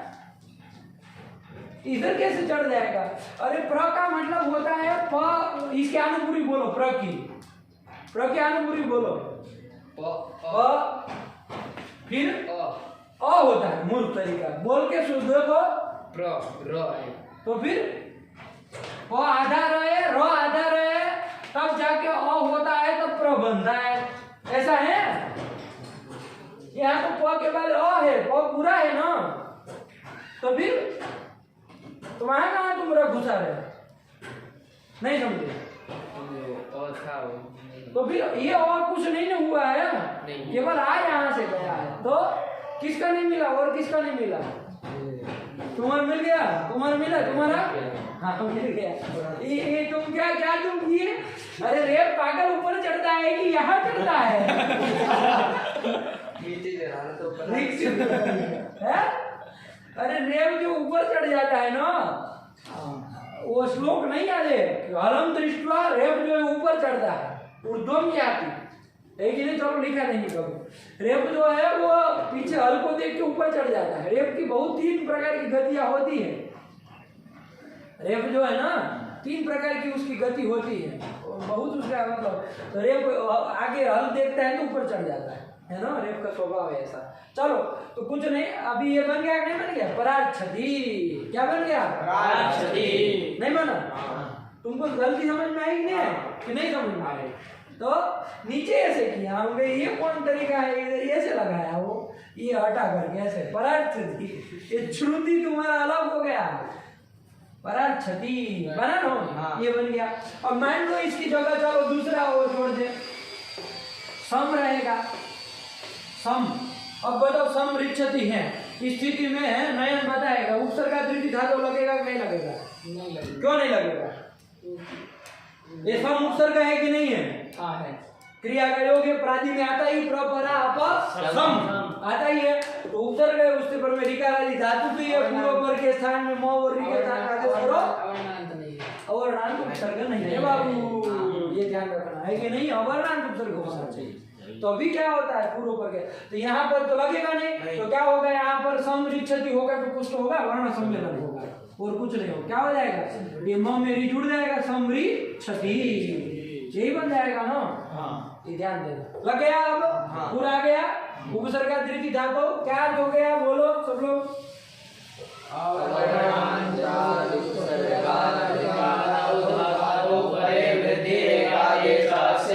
ये ध्यान रखना, पूर्व पर हो आ ही रहा है, ठीक है ना। वृद्धि रेखा जैसा किसके स्थान में, तो पूर्व पर हो स्थान में, ये कर दिया। नहीं समझ में आ गया? हाँ बोलो। वहाँ आठ गुणा से आठ लाए, यहाँ अवर्ण कर उसके लिए, तो यहाँ अवर्ण जो है वो पूरा देखना, अच्छा वो गिरा देना यहाँ कराएगा ही, वहाँ नहीं करेगा, वहाँ कहाँ नहीं करा रहा था? आठ गुणों में नहीं करा रहा था। अरे वहाँ का अवर्ण दची परे, वहाँ नहीं करा था, अवर्ण से पर में अच। अरे उपधन इंद्र था, तो वहाँ तो चलो वही है। एक था गंगाधन उदकम, अवर्ण से किसको लिए हो?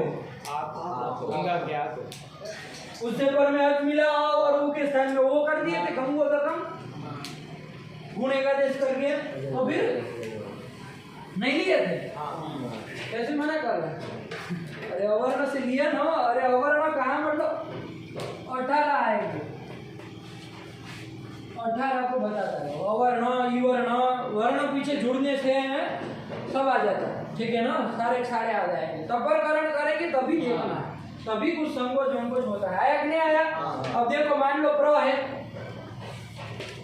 प्लस आगे कोई दूसरा धातु है, कौन धातु आप याद किए? जैसे आगे अस्थि है, अस धातु है, यहाँ तो लग जाएगा ना बाबू। अब तो प्र अवर्ण उपसर्ग ही है, उपसर्ग का तृतीय धातु लग जाएगा ना।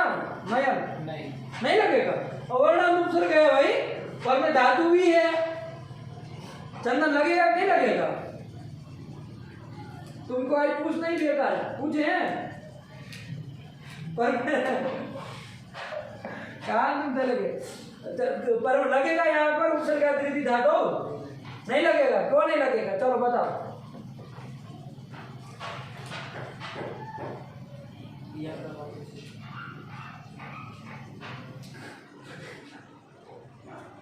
अरे उपसर्ग का तृतीय धातु लगेगा कि नहीं लगेगा? अवर्ण देखो, हम घटा रहे, अवर्ण उपसर्ग हो गया, प्र उससे पर में धातु होना चाहिए। अस धातु है कि नहीं है? अस धातु है, तो पूर्व पर के स्थान में अ और इन दोनों के स्थान में वृद्धि रेखा होना चाहिए। बोलो नयन लगेगा कि नहीं लगेगा? अभी भी नहीं? क्यों, चलो बताओ, कारण बताओ। इसमें वो क्रिया योग क्या कहना चाह रहे? प्र उपसर्ग है कि नहीं, पहले चलो ये बताओ। प्र उपसर्ग है कि नहीं है? ये मान ले क्रिया के साथ योग यही, तो प्र उपसर्ग है। अस धातु है कि नहीं है? अस भूई धातु है ही, है कि नहीं? ये धातु भी है, तो फिर अब उसको तो सोचना ही नहीं, वो तो बता चुके ये उपसर्ग है, ये धातु है। अब उपसर्ग का तृतीय धातु लगेगा कि नहीं लगेगा, ये देखना है। बताओ लगेगा कि नहीं लगेगा? नहीं। क्यों नहीं लगेगा बताओ? क्रिया का वाचन नहीं करेगा। कौन? और क्रिया का वाचन नहीं करेगा? अरे तुम्हारे दंदा धातु ऐसे ही हो गया है। अस्थि मतलब है, तो है क्रिया है ना, होना, ये क्रिया है कि नहीं है? तो फिर क्रिया का वाचक नहीं है अस धातु।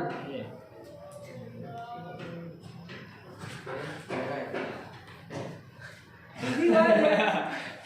मुझे एक बात ये नहीं समझ में आ रही है, अभी उपसर्ग का तृतीय धातु लगाने में क्रिया का वाचक होना ना होना, ये बात कहाँ आ गई? ये कहाँ कहता है क्रिया का वाचक होना चाहिए? सब कहाँ कह रहा है? अवर्ण से उपसर्ग से पर में ऋकारादि धातु होना चाहिए। तो तुम्हारा ये धातु में कहना चाह रहे हो, ये धातु ही नहीं है ये कहना चाह रहे हो? ये धातु ही नहीं है ये कहना चाह रहे हो? क्यों अधातु नहीं है? क्यों अधातु नहीं है बताओ? धातु संख्या करने वाला कौन सूत्र गया? धातु संख्या करने वाला कौन सूत्र गया? भूवादयो धातवः। इससे इसकी धातु संख्या नहीं होगी असली। देखो एक बात समझ लो, भू आदि वो जो 2000 है ना उसमें अस आता है। हाँ। हो गया। और क्या होना चाहिए? क्रियावाचक होना चाहिए। तो क्रिया का वाचक भी है हो ना। हाँ। ये क्रिया नहीं है, तुम यहाँ पर हो तो ये क्रिया नहीं है। तो क्रिया का वाचक है ना अस्ति, चंदन अस्ति, चंदन विद्यालय अस्ति, मतलब चंदन विद्यालय में है। तो क्रिया का वाचक तो हो ही रहा है ना। तो क्रियावाचक धातु हो गया, वादी हो गया, धातु संख्या तो है ही, इसकी धातु तो है ही है। अब बताओ अब लगेगा कि नहीं लगेगा? ये उपसर्ग है, इसमें भी कोई डाउट नहीं ना है। तो अवर्णांत उपसर्ग हो गया, उससे पर में धातु मिल गया, तो पूर्व पर के स्थान में वृद्धि रेखा देश होगा कि नहीं होगा? तो अस धातु है ना, अस्ति अस होना चाहिए। अस धातु है कि नहीं है? ये असी है ना, अस्थि है। हाँ। तो क्या रिचति नहीं था? रिचति नहीं था? प्रधन रिचति थी, काट और ददा लाया था ती तो प्रत्यय है, कुछ तो रहेगा ना पीछे, उससे क्या लेना देना है आपको? लगेगा। हाँ लगेगा ना? क्या नहीं समझे बोलो बाबा। लगेगा नहीं लगेगा? लगेगा क्यों नहीं लगेगा? धातु नहीं। क्या कहा है बाबू? अरे अवर्णांत उपसर्ग से पर में खाली कोई भी धातु होकर लगेगा, कैसा धातु होना चाहिए? इसके आदि अस धातु के आदि में क्या आ रहा है? अकारादि धातु है। कैसा धातु चाहिए हमको? फिर कहाँ से बंद बंद देख रहे वो हो? भी करा दो बस और है वो जरा 10% होगा रिच दी दो बता वो ही करा अरे दो। ऐसे समझने से नहीं, वो कहे बार बार अस धातु अस धातु अस धातु, तो फिर इस चक्कर में पड़े हो। लगेगा बरोबर के साथ वृद्धि रहेगा नहीं ना होगा बाबू? नहीं लगेगा। हाँ। आया कि नहीं आया? यदि ऋकार आदि धातु हो तभी होगा। आया कि नहीं आया? जैसे रिच धातु था, आया कि नहीं आया? नहीं समझ में आया। हाँ चलो क्या अर्थ हो गया बोलो?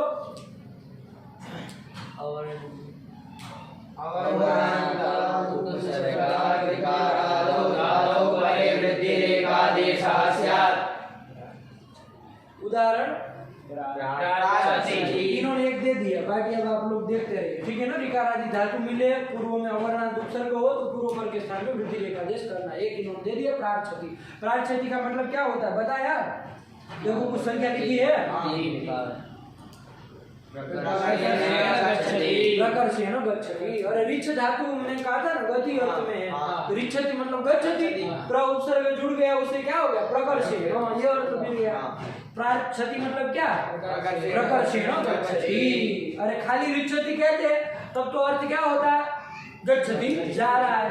लेकिन प्र उपसर्ग जुड़ जाने से क्या हो गया? प्रकर्षेण गच्छति मतलब अच्छे से जाता है। जैसे आप लोग जैसे जाते हैं, मान लीजिए यहाँ से अभी जाएंगे तो ऐसे सामान्य रूप से चल के जाएंगे, लेकिन नाटक में जैसे वो कोई राम का पात्र वो करता है, चाहे कोई रावण बनता है, तो वो कैसे जाता है? ऐसे साफ साफ दिखाता है ना कि चल रहा है ऐसे। तो वो क्या कहेंगे? वो रिच्छति नहीं कहेंगे राम जा रहे रावण जा रहे, वहाँ प्रकर्ष रूप से जा नहीं जाता है पूरा अभी वहाँ ऐसे, मतलब वो मैं रावण जा रहा हूँ चल रहा हूँ। तो प्रकर्षेण रिच्छति प्रार्थति आया क्या? प्रकर्षेण गच्छति से मतलब अच्छे रूप से जाता है, प्रकृष्ट रूप से जाता है, यही कहना था। नहीं आया समझ में? यही अर्थ हो गया इसका। ये अर्थ सूत्र का लग गया ना?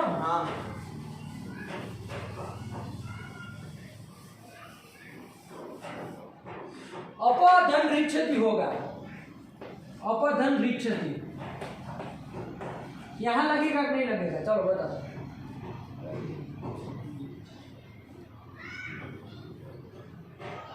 पहले तो आपको क्या देखना, अवर्णांत उपसर्ग होना चाहिए। तो अवर्णांत उपसर्ग ये है कि नहीं है? उपसर्ग है, आता है। अब कहाँ आता है? देखिए बिना बस आता है। प्र परा अप तीसरे नंबर में आता है। अवर और अवर्णांत भी है। अप नहीं ना है आपका, अप डाउन वाला अप नहीं ना है, अप है कि नहीं? हमारा अप है, अप डाउन वाला अप है। तो अप ये क्या हो गया? अकारांत अवर्णांत उपसर्ग हो गया। और इससे पर में ऋकारादि धातु ऋच्छ धातु है ही। ये तीन लगने से बाबू कोई अंतर नहीं।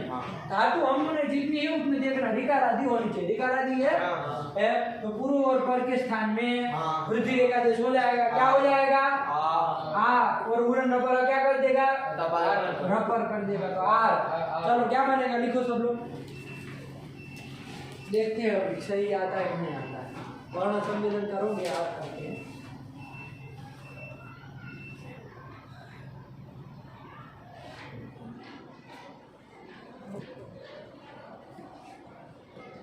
ये चल रहा है कि नहीं चल रहा है? हाँ चल रहा है। चल रहा है।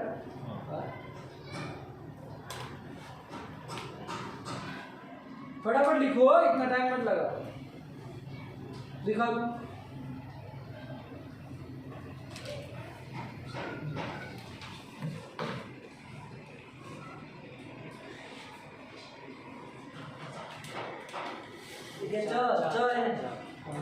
बताना पड़ रहा है ये चौथ है, तो ऐसे लिखो नो कि समझ में आ जाए।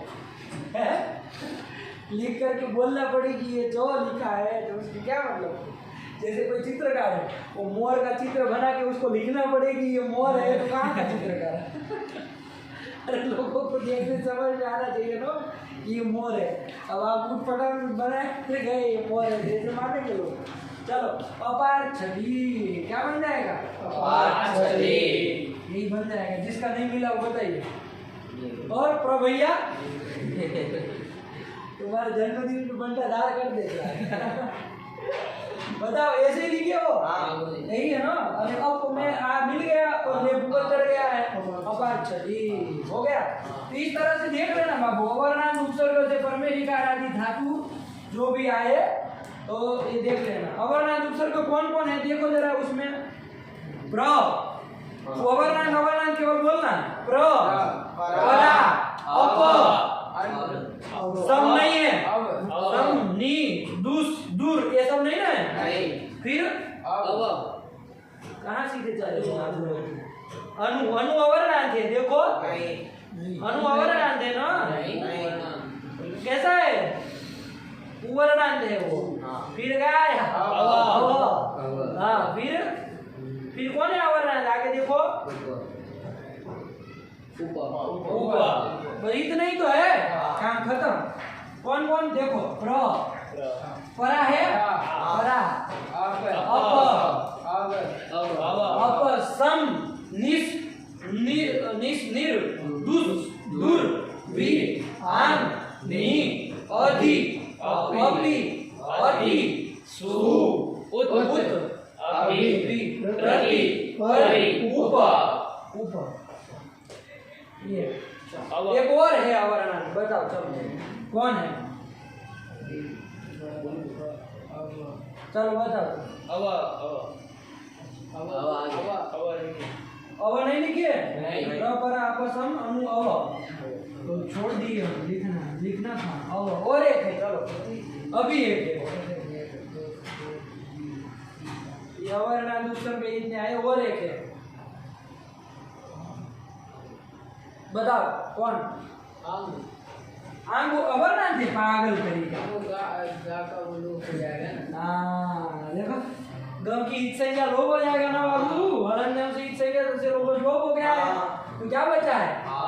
यही बचेगा ना। ये अवर्णांत नहीं हुआ। अरे एक ही वही अवर्णांत है नहीं है गुरुजी। बीजे बाकी सब में नहीं होगा? बाकी सब में कहा ये इसको देखो, बाकी सब करो। ये अवर्णांत हुआ कि नहीं हुआ? तो फिर अरे धन रिच्छति होता। चलो इसमें भी दिमाग लगाओ, क्या बनेगा? धन रिच्छति है, अवर्णांत उपसर्ग हुआ, दोनों तो चला गया इसलिए ही है, अवर्णांत हो गया। इससे पर में क्या? ऋकारादि धातु होनी चाहिए, ऋकारादि धातु भी है। पूर्व पर के स्थान में वृद्धि रेखा देश करके क्या रूप बनेगा? चलो लगाओ सब लोग दिमाग। पूर्व करके आर और पर करके री, इन दोनों के स्थान में कौन वृद्धि रेखा देश होगा? आर होगा, ये तो आप जान ही रहे हैं। क्या बनेगा देखो आप लोग बताइए।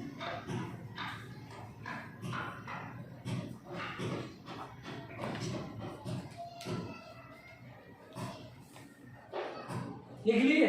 दिखाओ। बहुत